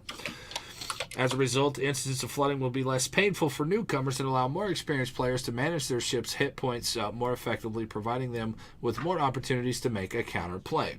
Now players will be less cautious and won't be conservative about using their damage control party. Overall, this will lead to an increase rather than a reduction in the average damage being caused by floods. There you go. So that's the explanation on the new flooding chance, and that connects. That connects to what they are setting a precedent here of changing a mechanic of the game for the betterment of the game. I know I hate it, absolutely hate it. I get them on 3 fires, boom, I hit it. I'm not paying attention to the mini map. Okay, there's a destroyer. Now I'm getting torpedoed. He barely touches me with a torpedo right on the nose, and I flood out, and I'm dead. 5 minutes into the game. I've had that happen. Everybody's had that happen before, and it is probably one of the most frustrating things to do, to understand, guys, I'm dead. I'm dead. Yep. Sorry, guys. Now let me do whatever I can while I'm alive. Make those shots of opportunity that I like to preach and talk about. Shoot at the broadside target as opposed to just continuing wailing on this guy bowing at you. You'll really have to focus on that and try to minimize whatever damage so you can survive as long as you can, because the repair party is a little bit too. Yeah, I mean, just literally, you know you're going down. It's pop the plane, pop the radar, pop the hydro, do whatever you can do at that point in time. Yeah, just throw it all out there, and it's one of the most frustrating things out there because you're having a fucking fantastic game. You're still at 3/4 of your hit points. You're okay, guys. I've been tanking all this damage. I've got 3 million tank damage. I still got 75,000 hit points left out of, say, just for example, let's say a GK. And now it's time to make the push. Now it's time to make our push. Now I'm on 3 fires. Boom! I hit my repair party. All right, let's go. Or my damage control party, excuse me. And then we go. And then boom! Here comes a torpedo from some random dude 12 kilometers away. And now I'm flooding, and I'm gonna flood the CV with the rockets or the bombs, one or the other. There you go. Yeah. Something's going to happen. Here comes a torpedo bomber. Now you're flooding, and now you're flooding forever. And I always said that flooding lasted too long, and did a little bit too much damage. So now they're addressing that. So it kind of alleviates some of that friction on this and make you more effective as it. So what does that mean in the long run? What does that mean in the long run for fires? Hopefully they go the same route. Hopefully they go multiple fires, reduce damage ticks, the same as this one. Well, I know the very first question, I always pose it to the community here at twitch.tv/ServantYK. I always pose it to the community. If you guys ever have any questions that you guys would like me to pass along to the devs, please let me know and I will pass it along. Now, one of those questions that came in from the community was, what about the fire chance? I feel like I'm on fire all of the time as a battleship. Is there any chance that A, you're going to reduce the fire chance on these things or reduce the length of time on fires, or B, up the damage control party to where it's more effective, to where I'm not having to do 50-second waits on my cooldowns, and even with the repair party consumable in that first slot instead of main battery 1, or the repair, just taking full on damage control thing. Is there any way that you guys would move fire prevention from 4 to 3? Because I would have no problem putting it at 3, but 4 points, it's kind of hard to justify that when you're giving up so much to get this 3 slots of fire that I'm going to be on 3 slots of fire all the time, the continuous thing anyway. And the response I got was, well, fire's there to directly counter battleships, so no, we're not going to look at it at all. That's what I got. And I'm like, well, fuck. What the hell do I go now? I mean, what do I do? I guess I'm gonna have to figure out how to manage it, and I'm gonna have to give up the AA, and I'm gonna have to put on survivability builds. I mean, there's some boats out there that work really well with survivability builds, Yamato, Musashi, because you're gonna take a lot of damage because you're not very mobile. And if you're gonna make a push, then you might as well put it on there because you're gonna be under reigns of HE the entire effing game. So what do they do? Where do they go? And this is a little bit of hope, a little bit of hope for those battleship guys, and not just battleship guys, but for destroyer guys. I mean, I don't know how many times you guys hit these dudes with floods and they tick off. I mean, that guy was on fire. Boom, they hit one torpedo, and whatever, they take 10% of their damage or whatever because it was oversaturated, but they flooded, and now they're going to flood out the rest. It's so frustrating, and I think this alleviates some of that frustration for good players. Hopefully, like I said, I only played a couple games today in the Alaska, so maybe tonight I'll be able to encounter it firsthand and see how it plays out. Well, again, we'll see. Yeah. Taiwan #1. I'm tired of being on fire all the damn time. Oh, you know it, man. I'm not a battleship main. I'm not a anything main. I play everything averagely.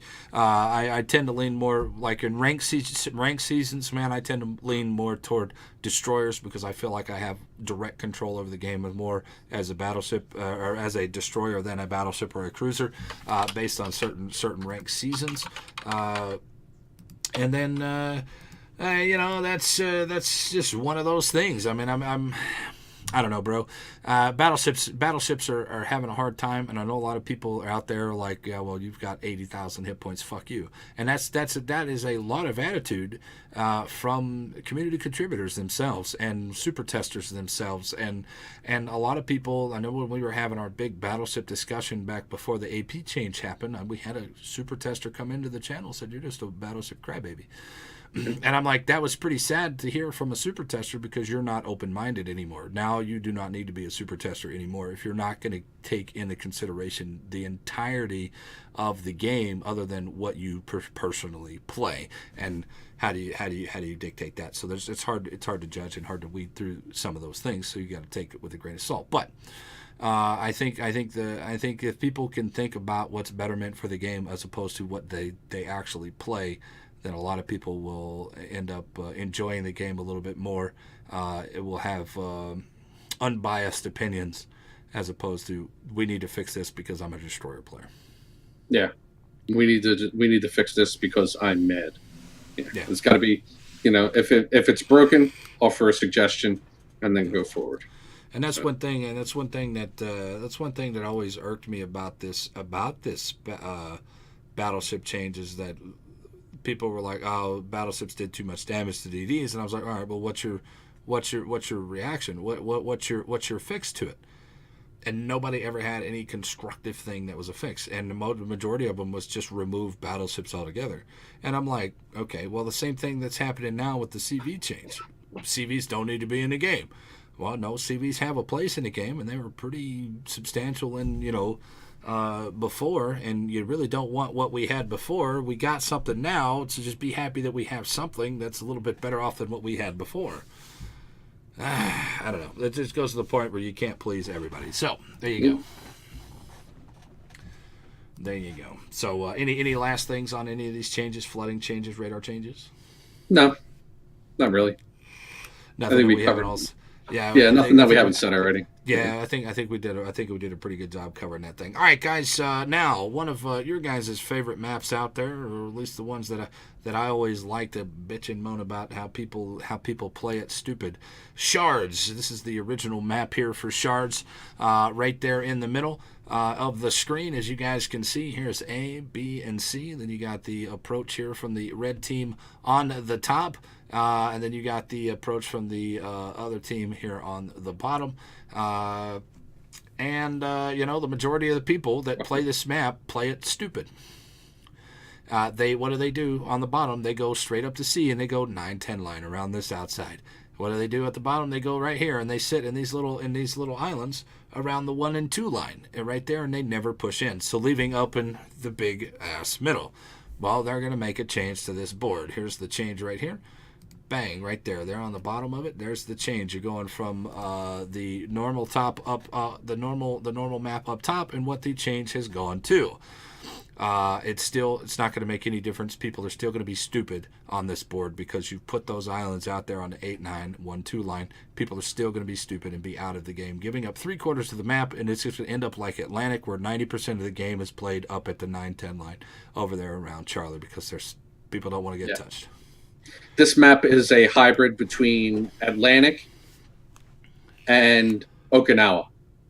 Yep. Okinawa is the prime example in the B cap in the middle, where it has the 2 center islands that divide the middle there, and then you've got the other 2 where teams just go around and hide behind the islands and just fight from the 2 corners of the map.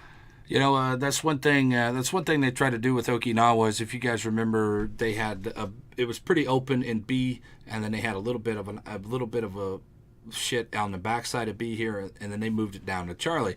In Okinawa, they took that island that was in between A and B, and they moved it down into the middle of A and B, and then put a big opening in there. And then what has happened that we've seen? We played it a good 4 or 5 times in a row last night, and every time the enemy team went right around to the 9-10 line and pushed way up over the top, killed all of our people, but by the time they were able to push back down, we had already killed everybody on the bottom of the board, and we pushed into B and C, and we've taken it, and we had position on them, and it's a waste of fucking time. It's a waste of, it's stupid to go up there to that 9-10 line. Fight for the stuff. Push down toward, if you're going to push into A, fine, push into A, but push into A and keep going. Keep going. You cannot go and stall up into the lines because look, if you guys are out here in these top ends of these maps, how much of that board are you giving away for free? Make them fight you for it. Make them fight you for it. I mean, it drives me nuts when I see entire teams, 8, 9 people, going all up to sit behind 2 sets of islands. What do you think? Actually, to be honest, I haven't played it, and what I'm going to do is I'm just going to load up the map. I just want to take a look at it in a training room really fast, Yeah. just to kind of give myself a visual reference to it. Yeah. And I want to see like what bothered me about that map, the original version, is the 2 big maps or the 2 big islands, and even actually the 2 islands per. There's the larger island that was on the side of Bravo, and then the larger island on the top and bottom of each Alpha and Charlie. Right. Those big islands there created just zones where nobody could shoot over or around, and it just kind of prevented any camping. And I'm looking at the topography of some of these maps on this island now, and they've changed. So I don't even know how big. I guess some of those islands are still pretty large. The islands at A don't look very big. There is one chain that is pretty large, but the one that still sits over at the top of C cap is still very large. So there really wasn't much done to those islands as far as making them more accessible. But I don't know.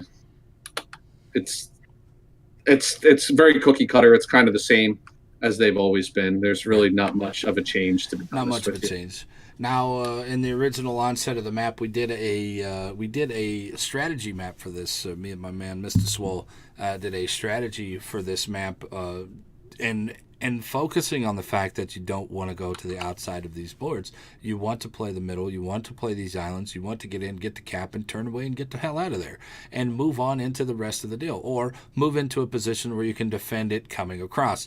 Now, this map, if you guys understand from the top side at Charlie coming from the top, you really couldn't shoot over these islands, so you were very risky. I think if they'd have lowered those islands just a little bit to where some cruisers could get in behind and they could still get shot at and still be punished for sitting there broadside, and still people would have played these maps a little bit different. They wouldn't have gone out to the outside. There is 2 big lanes going straight into the caps that if you go from C from the bottom, you're going to be under fire all the way in, and if you go from A from the top, you're going to be under fire all the way in.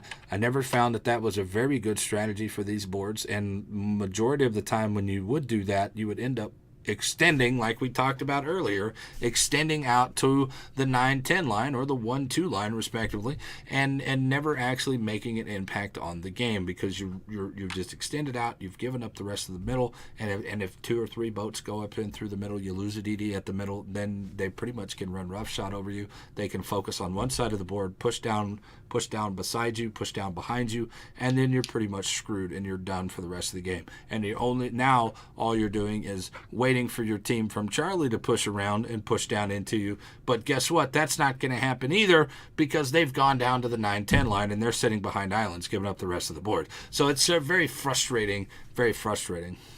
It's a well-designed map. When I say designed, the topography of the map is more appealing now than it was before. But it's, other than the B cap change, there is no difference between A and C. C is still strong from the north. A is still strong from the south. Right. So it's a very predictable map. Like, I know if I spawn on the north side, that most of the team is probably going to go down towards the bottom of A and try to come around, and they're going to use those 2 islands that kind of stick out in a V shape towards Bravo and use them as a hold down kind of location. And I know the ships that now go north of C are going to use the islands, the little 3 or 4 group of islands to the top of C now are going to go that way, because that's a very strong location for them too, because those islands are rather low and they're able to be shot over. Well, as long as you can shoot over. All right, so let's do this. All right, so we're going to play for B here on the new map. We're looking at the bottom map now, guys. We're going to play for B. Now you are actionable at B. from an A cap and the C cap. So going to the top or going to the bottom, you are going to probably see more teams go to the bottom of the board from the bottom, go to A, and as for the people that are playing on the top side, are going to go to Charlie. And you're going to see that. But then you're going to have those teams that haven't really realized that the map changed, and they're going to continue to go down toward the A. So you have to deal with those guys first. You have to deal with what's president readily accept. What's the word I'm looking for? You have to deal with the most threatening person to your ship first. If that's a battleship that's broadside, a destroyer that's broadside, cruiser that's broadside, you got to deal with these people. So if you are playing on the bottom and you go to A and these guys come in at you, you're gonna have to take care of them. You're gonna have some lanes that you can kind of hide in behind and beside and kind of throttle jockey, move forward, move back, move forward, get your shot off, move back, get out of the spots. But you're also now going to be actionable from the B side, so you have to be careful. This is going to make this map very interesting to play for the first couple of just to get your feet wet in it. Yeah, I've already pretty much found a couple positions at Charlie that are going to be pretty viable for a cruiser, especially something with lofty shells. I'd have to look at it a little further. I think the bottom of Alpha still is kind of the same. They just removed that island that sits in the middle of the cap, so there's not really much there for you. I think you're going to see a lot of people going in that tight little spot, between the big island and then that middle one island that's right down there on the bottom left. You're going to see some destroyers go in there, just kind of nose in. So I don't know. I think this is going to be one on killing whatever's in front of you first. If you just for example, you have 4 or 5 ships coming from the top down toward A. Now you have these people that are running up toward that middle island at B to try to defend that island. They're going to shoot everything left of the, what is that, the 1, 2, 3, 4, 5 line. 5 line is the mid line. 6 line is the one on the right hand side of that middle island at B. So 5 line, they're going to be shooting 5 line to 1. And whereas the guys that are on the top that came down to B, they're going to be shooting from the 6 line to the 10 line. And they're going to be trying to counter these people going up to Charlie. And the guys in the middle are going to be trying to counter the people going up. So it's all going to be one right there in the middle of this board and shooting those people that are right in front of you. So. Yep. So there you go. New Shards map, ladies and gentlemen. What do you guys think of the new Shards map? Leave comments in the section below here if you guys are on YouTube. If you guys are here in the channel, twitch.tv/ServantOfMyK, go ahead and ask us a question at ServantOfMyK, at timmyG. We're coming up on the question and answering portion of the deal. So let's go ahead and get those questions in now, as we do have a little bit of time left here for those Q&A. We're hanging out with my man timmyG. You guys can catch him over on his Twitch channel, twitch.tv/timmyG1004. You guys can also hit him up at TJG104 on his Twitter. If you guys want to hit me up on my Twitter and ask me any questions, at Sir_Venom_IK. So there you go. So there you go, boys. That is pretty much everything that we got. Timmy, is there anything else that I've missed that you would like to chat about? I don't think so. I think we pretty much covered everything. We covered all that stuff. We covered the interface. We covered the CVs, the flooding. A little bit of quality of life change here that we didn't talk about was the opening all the boxes at once. For somebody like me, who I save up all my boxes until I get a super container, don't really care. I enjoy the 20 minutes it takes me to open up 50 boxes or whatever. You have an option to open them all up or open up singles. That's up to you. What do you think of that? Don't care what? I like that. I like that a lot. There's a lot of people that like to hoard the boxes. And it's nice now they don't have to go through those boxes. My good buddy Star Shield, he likes to just accumulate and hoard all the boxes. Yeah. So now he can just easily, with one click of the button, open them all, and they all pop out in front. Yeah. That's actually pretty good. There was some other changes, too. They made some audio changes. They improved some of the sound effects, some of the spatial sound effects and stuff like that. They improved in-game voice chat, whoever uses that. That's kind of suspect. I think we've used it twice. Yeah, I don't think I've ever had it implemented. Whatever. But yeah, they've changed some of the music in battle and music in port too. Just a little tip for anybody who's looking to get rid of that. You go into your settings, and then you go to the audio setting, and you click on listen to your own music. If you click on listen to your own music, you'll lose those particular sounds if they can be a little loud and irritating. So if you do that and you go into your settings, that's one spot where you'll be able to eliminate that portion of the game if it's a little too loud for you. Other than that, I don't think we missed anything. I was just looking over. I think just a little bit of a port change. Port's supposed to be running a little bit more smoothly. Whatever. I mean, we'll see. Yeah. We'll see with Well, overtime. the UI it has slowed down a little bit, but it definitely does not freeze like it was before. There used to be a lot of stuttering when we played the other night. We were like, "Yeah, sorry, I'll invite you as soon as my UI reacts." Yeah. Now it reacts, but it's a little slow. There's a delay, and if that's the fix, and that's going to work, then so be it. I'm willing to wait another, a half a second, whatever. And waiting on things has never been a problem. It's just the fact that it just constantly white screening, constantly losing connection, or it's not responding. So since that day that we played, I've removed everybody from my friends list, and I've pushed that school of average chat because the friends list made a huge difference. I saw it. I had 250 people on my friends list. I pulled it down to 100, and I saw a huge change just from that. And then I ended up wiping all of them out. And I still am crashing every once in a while. But if you Alt Tab out of the game in your full screen window and come back, a lot of times it will crash on you. It's not that crashing that it will close out the game. It's just a crash that it will be unresponsive for a short amount of time. So that's something that we've determined that it's alt tabbing that's doing this because we're streamers. You alt tab quite a bit to go back to chat or look something up or anything like that. So that's something that has happened quite a bit. All right, so let's jump up into the question and answering. Hanging out with my man Timmy. Timmy, are you ready for the Q&A, bro? Oh, absolutely. All right, so the first question comes in.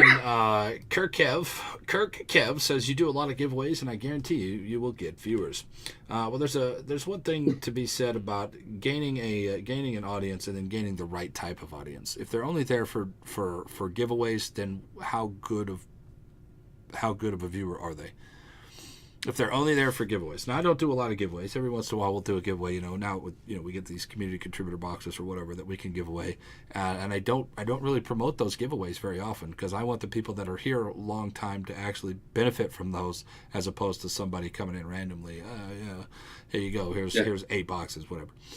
So giveaways is not the right way. You can definitely give stuff away, but at what point in time does it become too expensive? Yeah, it's always a good way to give back, but again, it depends on the person, their financial situation. If they're a streamer and they're a small streamer, are they building a community, and what kind of community do they want to build? So. Yeah. The next one is Decipher says, at timmyG and at ServantMIK, what do you think is the most important tip for an intermediate non-beginner player to learn? We're taking a step back from being map awareness number one. What do you think?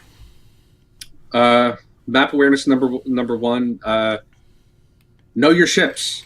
Know your ships. We touched on this with the Alaska too. The Alaska's bow can be overpenned by anything that has gun calibers of 382 millimeters and up. So knowing what can do damage to you and what situation helps out a lot too.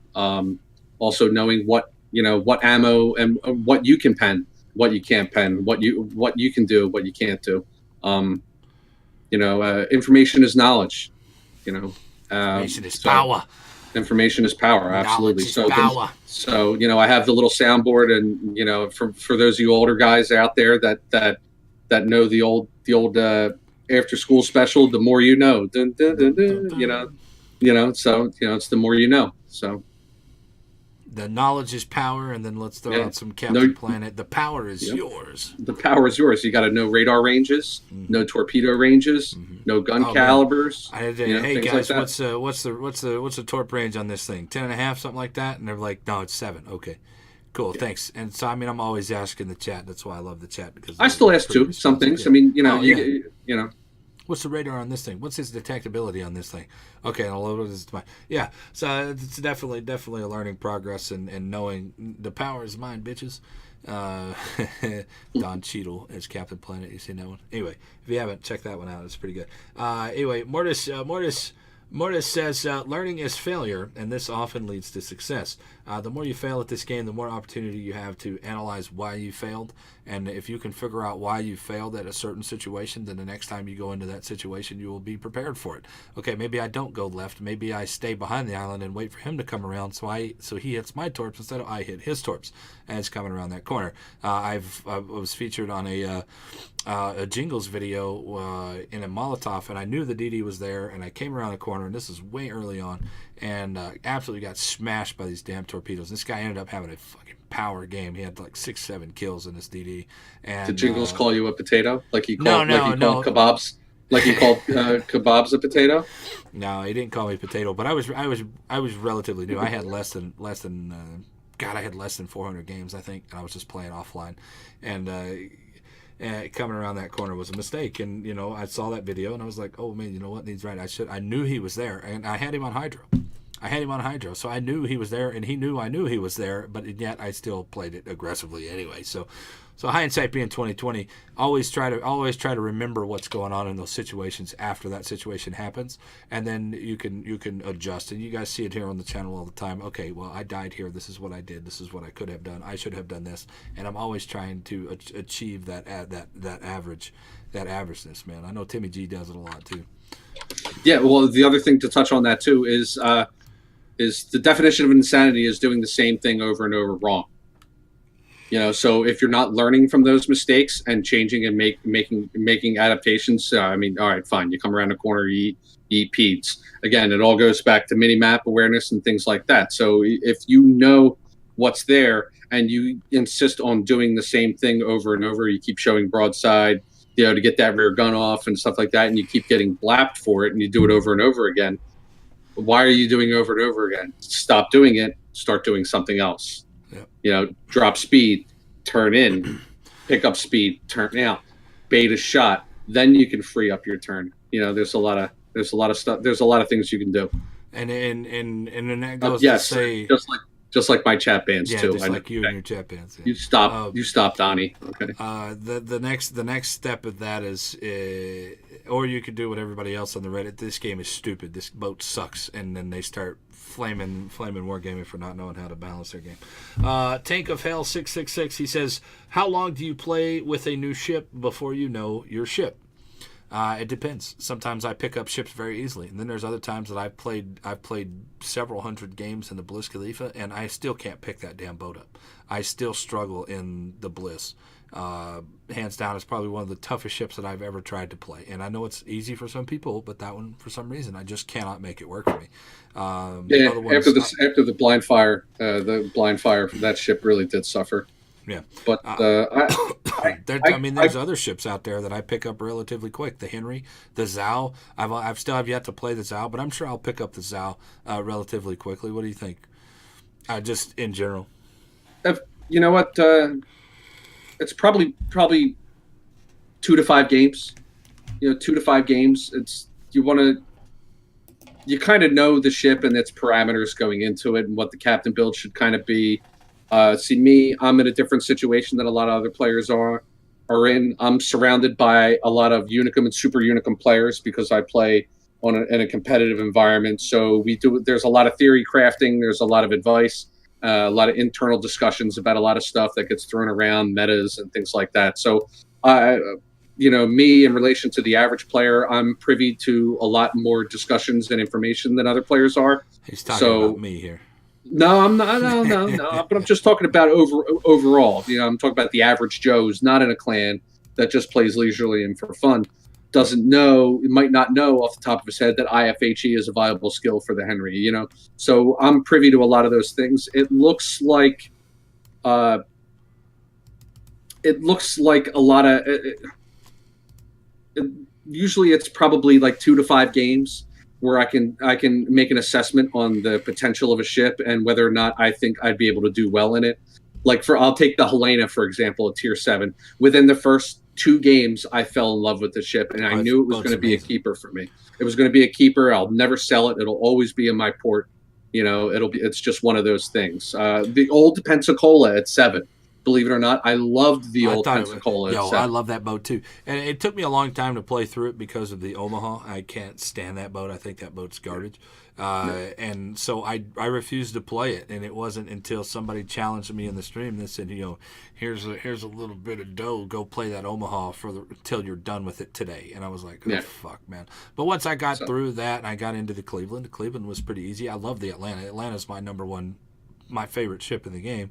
And playing the Cleveland kind of prepped me for, playing the Atlanta prepped me for what the Cleveland was able to do, a little bit less of extent, but and then getting into that Pensacola, having to completely change your play style from island humping to you better wiggle or you're going to die in the Pensacola, and then those guns, man, those guns at Tier 7 were just ridiculous. Those 203s, yeah, they're heavy 203s. Now, I also tend to look at a lot of analytics. I look at server average for ships and then base the server average on my average and how well I play the ship based on, what the server average is and whether or not it's something I'll keep too.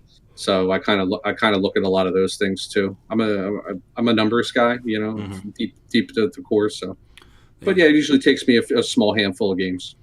Yeah, it depends, man. It's all relative to the player. I mean, I picked up the Boise really well. The Boise, a phenomenal boat, and the Helena plays very, very similar to it. See, now I'm the opposite. I don't like the Boise. I don't like the Nueve de Julia. I like the Helena.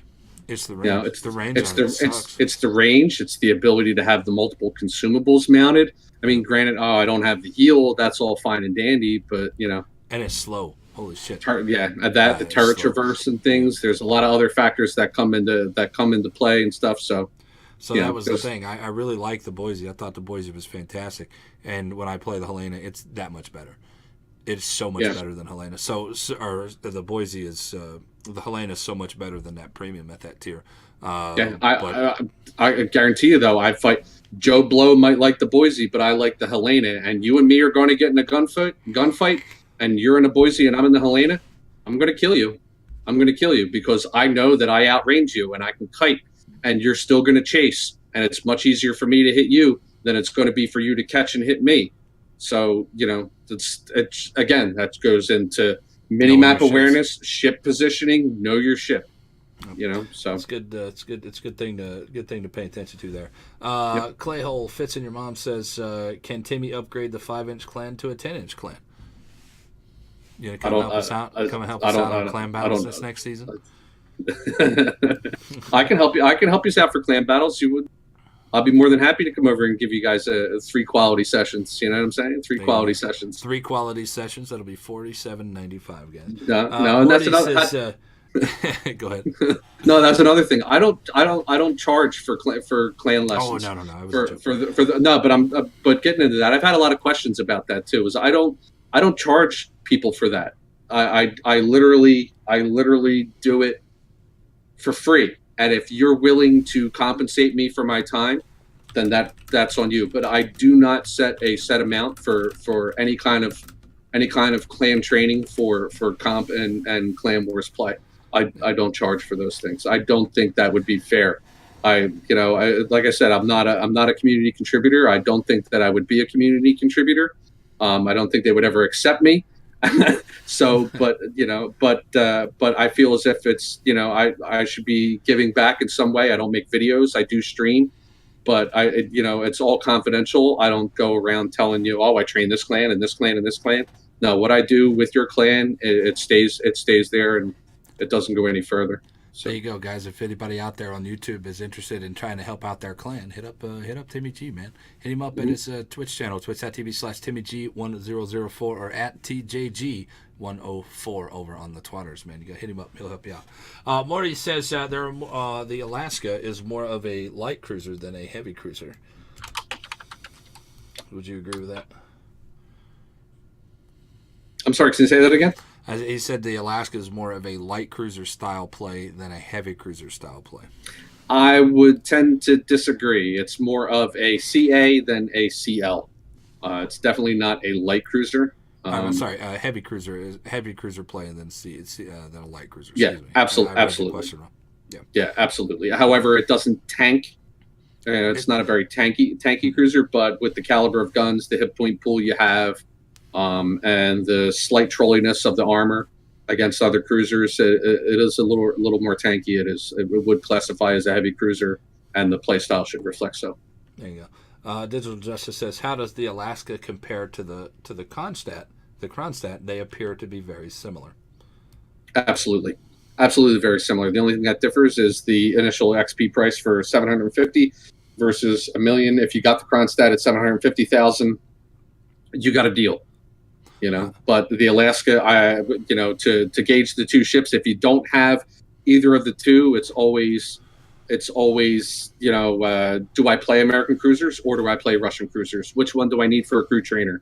And that's how I would only base my selection on what ship I would buy. There you go. Fair enough. Danny Todika says that now you can buy signal flags with credits. It can help you get free XP faster. There you go. Another reason to use credits. I know Mijash last night was pretty proud that he hit the billion dollar club, I guess you want to call it. He finally hit 1 billion credits over on his main account. And what else is he going to use it for? Yeah. Like really, I Absolutely. mean, I burned through probably a good 200-300 million doing all these test setups and stuff like that for the next set of community contributor testing and stuff. So I'm pretty low on credits, but if you want to grind credits out, get in your premium ships. If you have a handful of those things, play them all day. Just play them. Take one day, whatever you're gonna do, play through them, get the wins of the day, flag them up for credits, flag them up for camos, and just play them. You'll make credits. Make credits pretty easy in this game. The Zao says, what's the biggest downside of the Alaska? I think we already addressed that. Yeah, we covered that in chat. Briefly, give it. Yeah, I don't think it has a glaring downside. I think, like I said before, I think it's a very well-balanced cruiser. They did a really good job on this ship. The only downside to the ship would be if you spec it all one way or all another way. So if you spec it all AA, you miss out on a little bit of its survivability and its tankiness. And if you spec it vice versa, you miss out a little bit on the AA. But, it's not glaringly bad in one way or the other. There you go. In Wargaming's defense, they announced the Alaska that was going to be 1 million free XP months ago, and it is a lot of time to save up. That was from Digital Justice as well. They announced it a long time ago that it was going to be 1 million free XP, and they even said start saving it up because it's coming soon. And it ended up being 3 or 4 months after they said that, but still, that's plenty of time for a I don't know, what would you consider, a 1%er player that can play 5 and 6 hours a night? I don't know. Is that the 1%er? For the average guy, it might take them another couple of months before they actually do it. But it is there. It is there, available for free if you want to take the time to grind it out. So. Oh yeah, absolutely. You play 3 days a week. You can play 5 games a day. You put your flags on it. It's not like Wargaming doesn't give you, plenty of opportunities to earn, those flags and all of the missions and things like that. So there should be no reason over the span of that time frame when they announced that you shouldn't be able to earn that free XP or still be very close. Yeah, have at least half, at least let's just say half of it. You can earn it pretty quick. Lucha Warrior says, I don't think that it's as good as the other free XP ships as the Missouri or Musashi or the Kronstadt were, and they were 750,000 free XP. I don't think that you can judge how much value you're getting out of this ship based on how much it costs, because they play different. I mean, you're talking about 2 battleships. You're talking about 2 battleships that are arguably overpowered. I know the Missouri's in that overpowered conversation a lot. Musashi, give or take, in a tier 9 situation where you're versus tier 7s, it's very strong. But for the most part, the Musashi's just kind of meh. It's kind of a meh release in my opinion. It's still good, and I have several very nice games in it. But yeah. You hit the nail on the head. At top tier, any one of those 4 ships is strong versus 7s, and even 8s. They can be very strong. So it's So value is in the eye of the beholder. Is it worth it to you to get it? I think so. But Morty says, already seeing the Alaska a lot in the games. There's 6 in 1 battle right now. You will see that. You will see the Alaska for the next couple of weeks, just all over the place. And then It'll be a permanent staple. Let's be fair. Let's be a permanent staple. The John Barts are all over the place. Musashis are all over the place. Misuris are all over the place. It's another staple boat that people are going to be playing a lot. Number one, it's going to make credits. Number two, it's going to retrain captains. The American captains, battleship captains will do fine in this. American cruiser captains will do fine. This is an all-around training boat for anybody that wants to play. Anybody that wants to train up an American captain. Maybe not so much DDs, but whatever. You got other boats to do that with. You got the Kid, you got the Black, you got the the Sims. That you can train your DD captains in. They're all very strong in their own right. Bajornis says, I think they have lost so many CV players after all the nerfs on CVs to get them to play again. So give away some new CVs. Hakiru gets very poor play after the nerfs. We're talking about the CV rework here. I don't know. I think that the hardcore players of the CVs that really enjoyed it and were very good, very top tier players at those CVs were a little bit frustrated. But you're already starting to see some of those same CV players do very well in the new CV rework because they took the time to learn how to play it. I think a lot of it is just lack of in-game time on these CVs that are causing a lot of problems. Well, yeah, especially with somebody like me, I didn't play any CVs when it was in the RTS style, and when they changed the accessibility of the CVs to the new system, I played the Hikiryu, and then they hit it with the Nerf bat, and I knee-jerk reaction sold. I didn't like it. Yeah, I didn't like it, and I didn't take the time to learn it. And I've seen other people play the hack and are very successful with it. Yeah. But on the same hand, it's you just need to take the time. Let's be fair. It needed to be changed after that initial drop. Man, that thing was ridiculous. There's no reason for a boat to have 500,000 damage. Like of all the games that you've seen, how many times have you busted 400,000 damage? A few, maybe a handful, if that. And I know I've seen, everybody's seen the videos. Montana doing 300,000 damage in under a minute and a half because they're just getting broadside shots on these Yamatos and shit. And that's just very situational. And I think of all the 12,000 games, my highest damage game, and I'm really not too proud of it because it was in a Conqueror, was 285,000. And the closest the one after that wasn't in a Conqueror, 230,000 in a Kudasov. So it was all fire damage anyway. So what do you go? What do you do? How do you do it? You just keep on playing and hopefully that they can even it out to where it's not too overpowered. And if it's overpowered, people think that it's good. And then this also goes back to what we said earlier. Balance doesn't necessarily mean good, and good doesn't necessarily mean balance. So where do you go? What do they do? I think they've done a pretty decent job at balancing it out from one hot fix to the next. So. Howitzer says, I want to know why my Damone's post-CV rework can't shoot down a Tier 8 plane and get wrecked by CVs all day long, and I am fully defensive AA spec. I don't know. Bad luck, I guess. Maybe they're flying right into your shit and flying past it. Because I've flown past Minotaurs and not lost a plane. Yeah, you have to get good at dodging that flak. You gotta. Yeah. You can dodge the flak. There's guaranteed damage in there that you're gonna take a few damage hits here and there. Also, if you're using the islands, here's a tip that I've learned. If you're using these islands for your planes to go up and down, up over the islands, the flak will hit under you, the flak will hit above you, and you do have a little bit of survivability. I had a guy the other day. I was playing in a Tier 6, like a Furious or something, and we were on Two Brothers. And I'm flying over the island. Atlanta's sitting on the other side. He pops his defensive AA. I come in. I'm already started my run, and I drop my torpedoes down. Just he's right behind the island, just where I could hit the guy. And then I fly off on the other direction. And he's so mad and angry. That he didn't shoot down any of my planes, but I hit him with 2 torpedoes.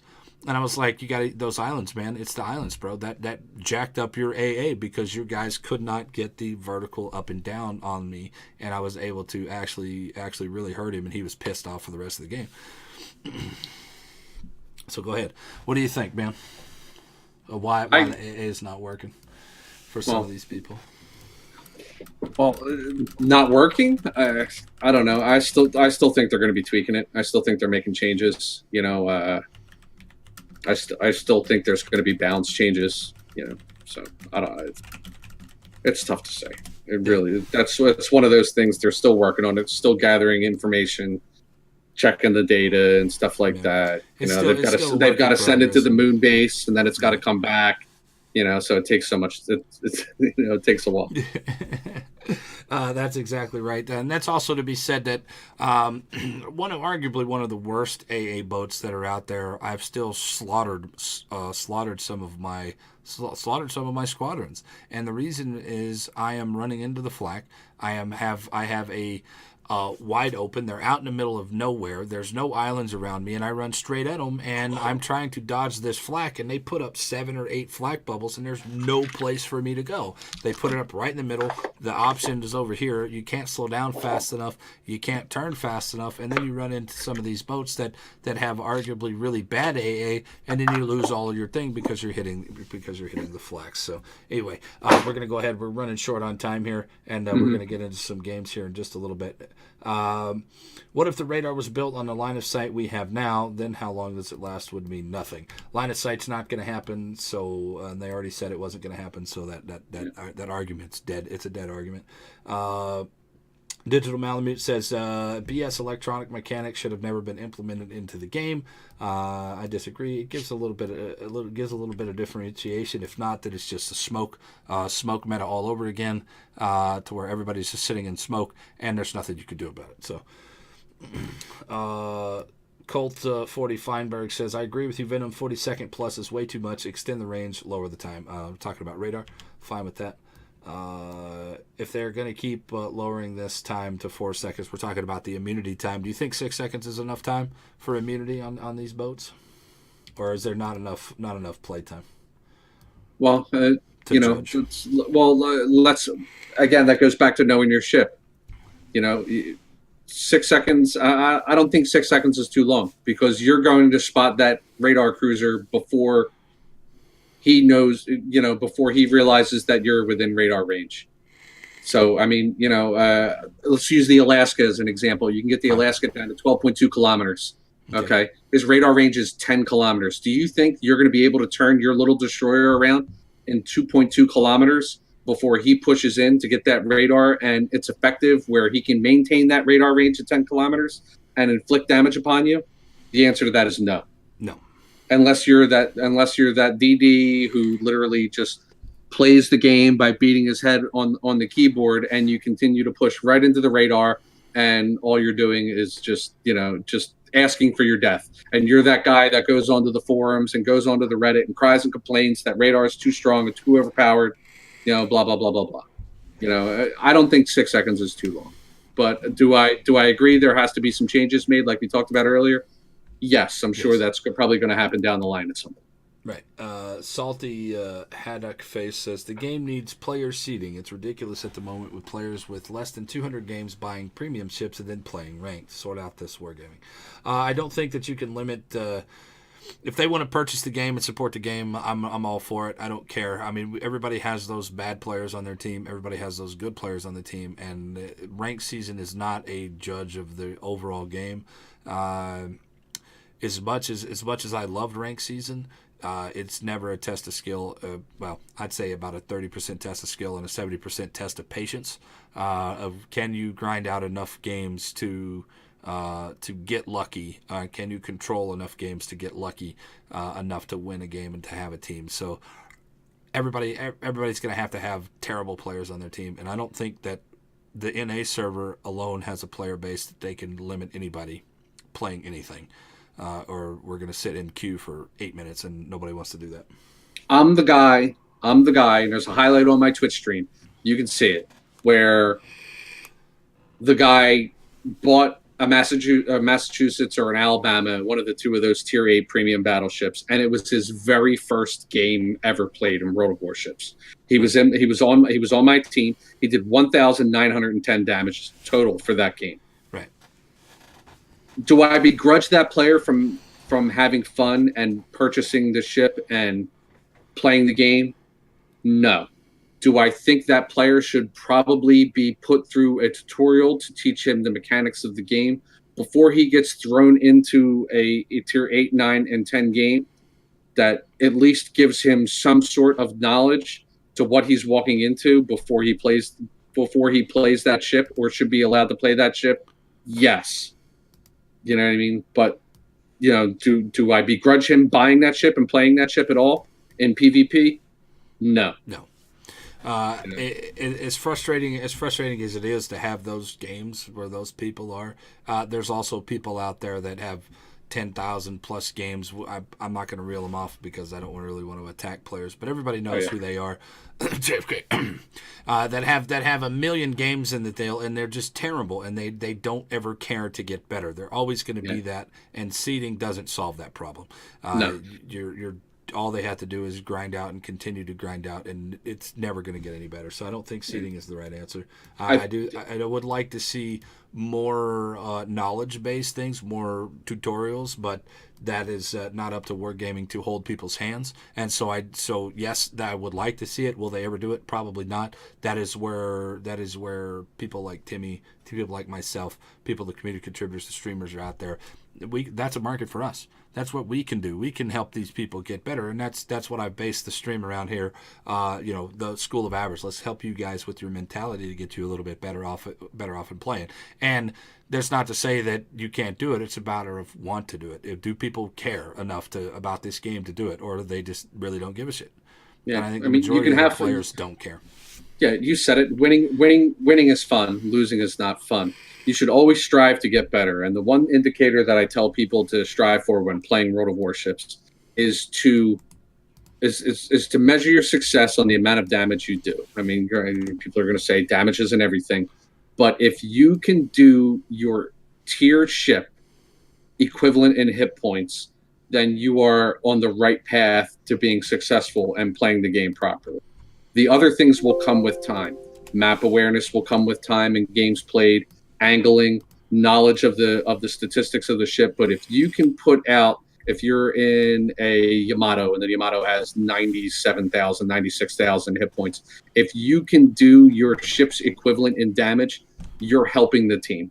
And if you're not doing that and you're not doing it on a consistent basis, then you're not learning, you're not developing, and you're just doing the same thing over and over again.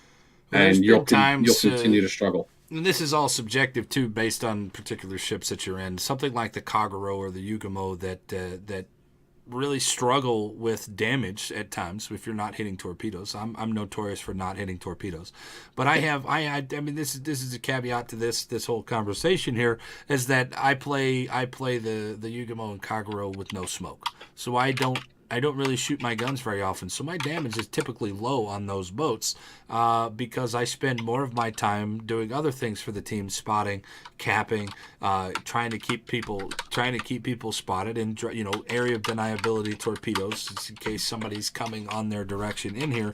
So that you got to take that with a grain of salt. Usually battleships, I call that for battleships. Sometimes if you can kill a DD and then you'd get obliterated by a battleship on a cruiser. When you're in a cruiser, eliminating that DD takes priority, and I find that I feel, even if I only get 20 or 30,000 damage that game, I feel like I did my part in the deal if I'm taking out this destroyer and taking away some of their eyes, some of their capping potential, some of those torpedo potentials. And if they only got one or two DDs, you put them in a hole, and so it's okay. It depends on, it's all situational at best on what value you get per damage or spotting or whatever. So there's also take that in consideration when you're assessing yourself at the end of the game and how you did. Munch Tiger says playing damage needs to work like ship damage, rewarded for what you did, not just the kill. I know they have talked about changing the way that AA is rewarded. It's not rewarded right now, but they are looking into ways to reward them monetarily and experience wise in the future. Sith Kitty says, all right, I've played this game for less than 20 hours. I do not still understand spotting. Well, spotting ranges is your detectability. Anytime that somebody can see you at certain range, let's just call it 10 kilometers. Well, if their spotting range is 15 kilometers, you're going to outspot them by 5 kilometers. So you're going to spot them and you're going to be actionable or situational where you can turn in or you can put yourself in a better spot so you can shoot this guy before you open up. And yeah, it's basically basic things. So there you go. That's basic idea for spotting. You have a detectability range. They have a detectability range. If theirs is longer than yours, you're going to outspot them, and then the team can shoot them. Or if yours is 15 and theirs is 10, they're going to spot you at 10, or they're going to spot you when you hit 15 kilometers away from them, and now the whole team is actionable against you for whatever reason. Tier 7 ranked Belfast or Atlanta? Belfast is better than Atlanta in that situation. Personally, I took the Atlanta 200 games during that last Tier 7 ranked season, and drove me up the fucking wall. Worst season ever, Tier 7. Digital Justice says, Wargaming has said the end goal is 1 CV per match, and I think that they should just implement that now. I would rather wait 1 to 2 minutes to play a CV match than have all the salt over and overreactive nerfs that are happening. Now, I don't want to play CVs as they are so weak. I don't find them weak. I just find them... I find CVs close to being fully balanced. They're not overpowered. They're not underpowered. I find them underpowered in single one-on-one situations. I find them very underpowered. But whatever. I mean, it's a personal preference on what's overpowered versus what's underpowered. Thoughts? Yeah. Yeah, there's very few ships that I would consider overpowered. Very small select few. Yeah. And like you said, it's subjective. Yeah. We're gonna take just a few more questions here, as we are really short on time now, or actually overtime here. But Lucho Warrior says, did they nerf the Stalingrad AP? I did notice it makes less damage than it used to. No, they didn't touch it. What is important? Is it true the Alaska fire time takes 1 minute to put out? I believe the Alaska, Kronstadt, Stalingrad are all on the battleship fire putter outer thing, damage control party, I believe now. I believe that's the way that it works as well. Action time of the consumable for the Alaska is 5 seconds, and the reload time is 60. Right. Most valuable lesson learned in this game: fuck the rear guns, concentrate on everything else. That's Evil Dog Beast. I end up dying more often than not. That's a fair assessment too. I end up dying more often than not trying to swing that back gun around. I end up putting myself in a vulnerable position and waiting the other 10 seconds to get my main gun out. That's fine. What kind of advice can you give a CV player that is up tiered as far as doing damage and what ships to go after, etc.? If you're up tiered, if you're bottom tier, go for boats that are alone. Go for boats that are near islands so you can use the islands.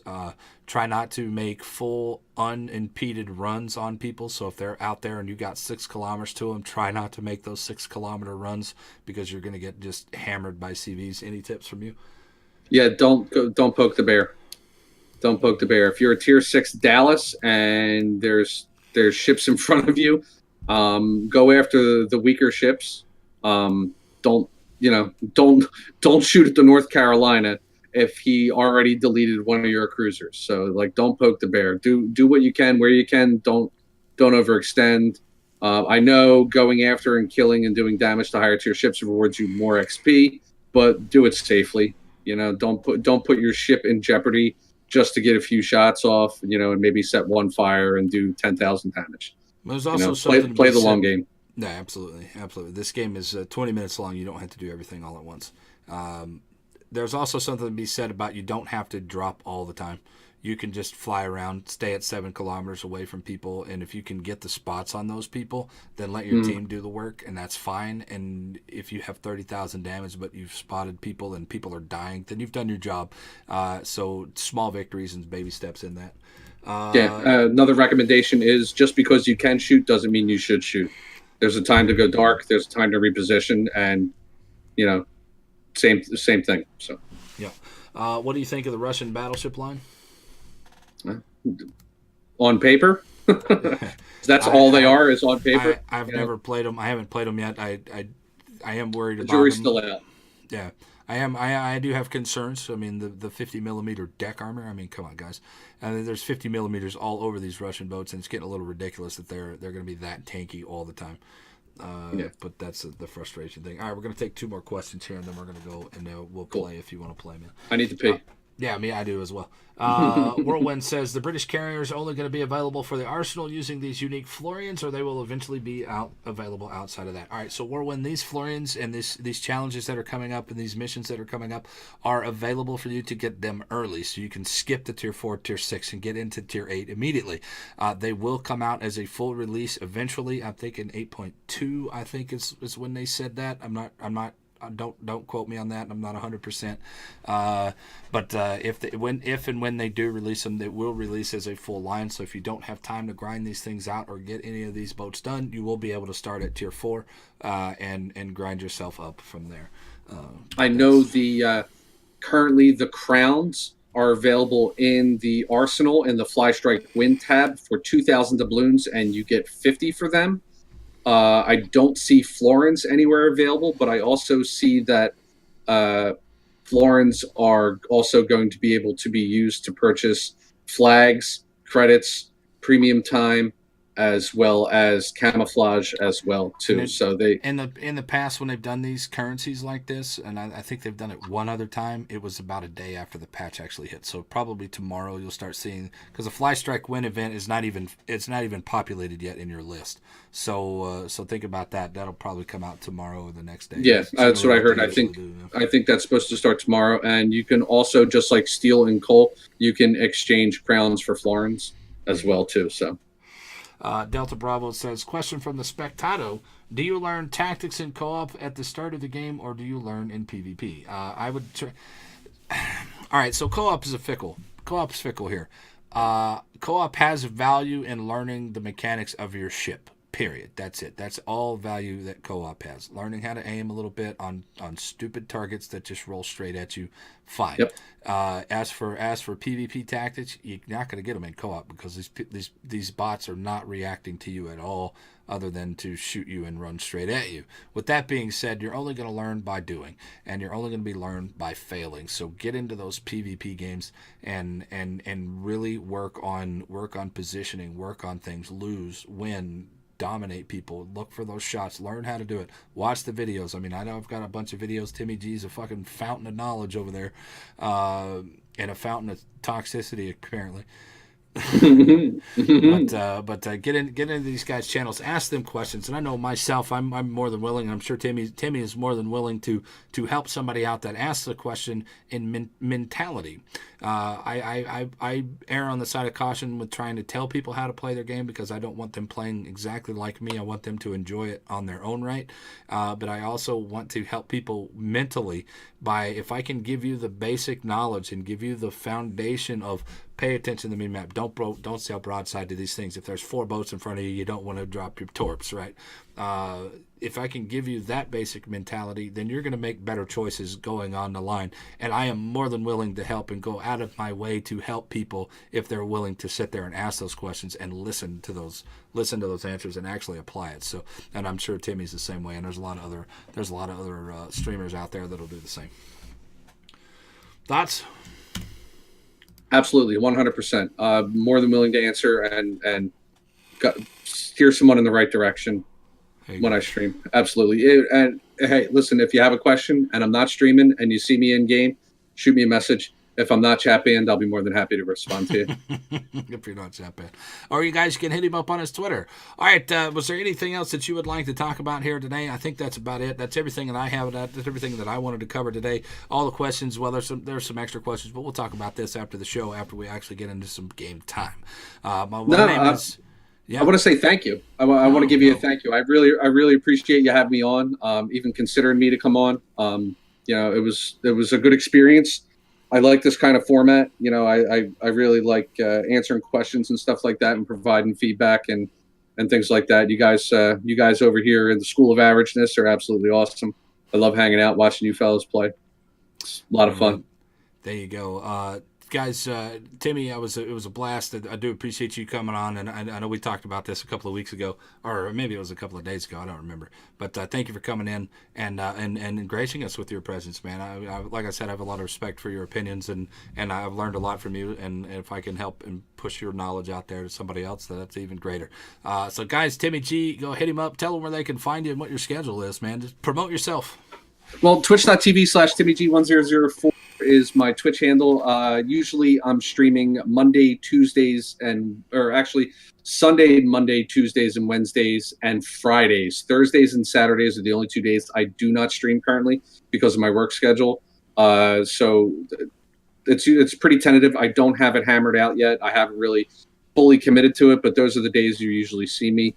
You tend to see me popping in and out on other people's streams as well too. I do like to jump in and play with other streamers. I do enjoy building the war game or World of Warships Twitch community. If you guys ever have any questions, like I said, I'd be more than happy to answer any questions. I will play with anybody, any tier, anytime, any place. I don't really care. And again, you can find me at TJG104 over on the Twitter. I am an admin also on the World of Warships Admirals Locker group over on Facebook. So you can find me there too. There was also a wealth of knowledge there. We have quite a few super testers and community contributors that are also over there. You can find Senpai.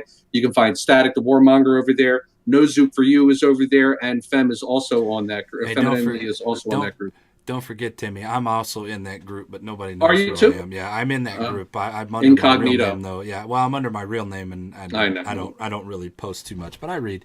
Incognito. Incognito. There you go. That's right. But you see us all over there. So there you go, guys. Go check him out on his channel, timmyG, twitch.tv/timmyG1004. You guys are hanging out here in the channel. Hang out for a little bit longer. We're going to get together. We're going to play some games after this podcast is over. Twitch.tv/SirVenomIK. If you guys out there on the YouTube want to come in and have an active conversation or have any questions, come on over, man. We're more than welcome to answer anything that I possibly can. And you guys can hit me up on @Sir_Venom_IK. Or if you guys want to come hit me up in the Discord, as we are now Discord partners, you guys can hit me up at discord.gg/SirVenomIK, and I'm there pretty much all the time. So either way, guys, I love you. Thank you very much for watching. Timmy, thank you very much for coming on, man. Across Your Bow podcast, episode 18 is now in the books. Next week on Tuesday, we will have my man timmyG. Everybody knows who timmyG is going to come on. We're going to discuss 1 week after 8.1 and 1 week of the Alaska and a couple other things and see what happens in between now and then. So either way, guys, I love you. We'll see y'all next week. Salutes, my friends.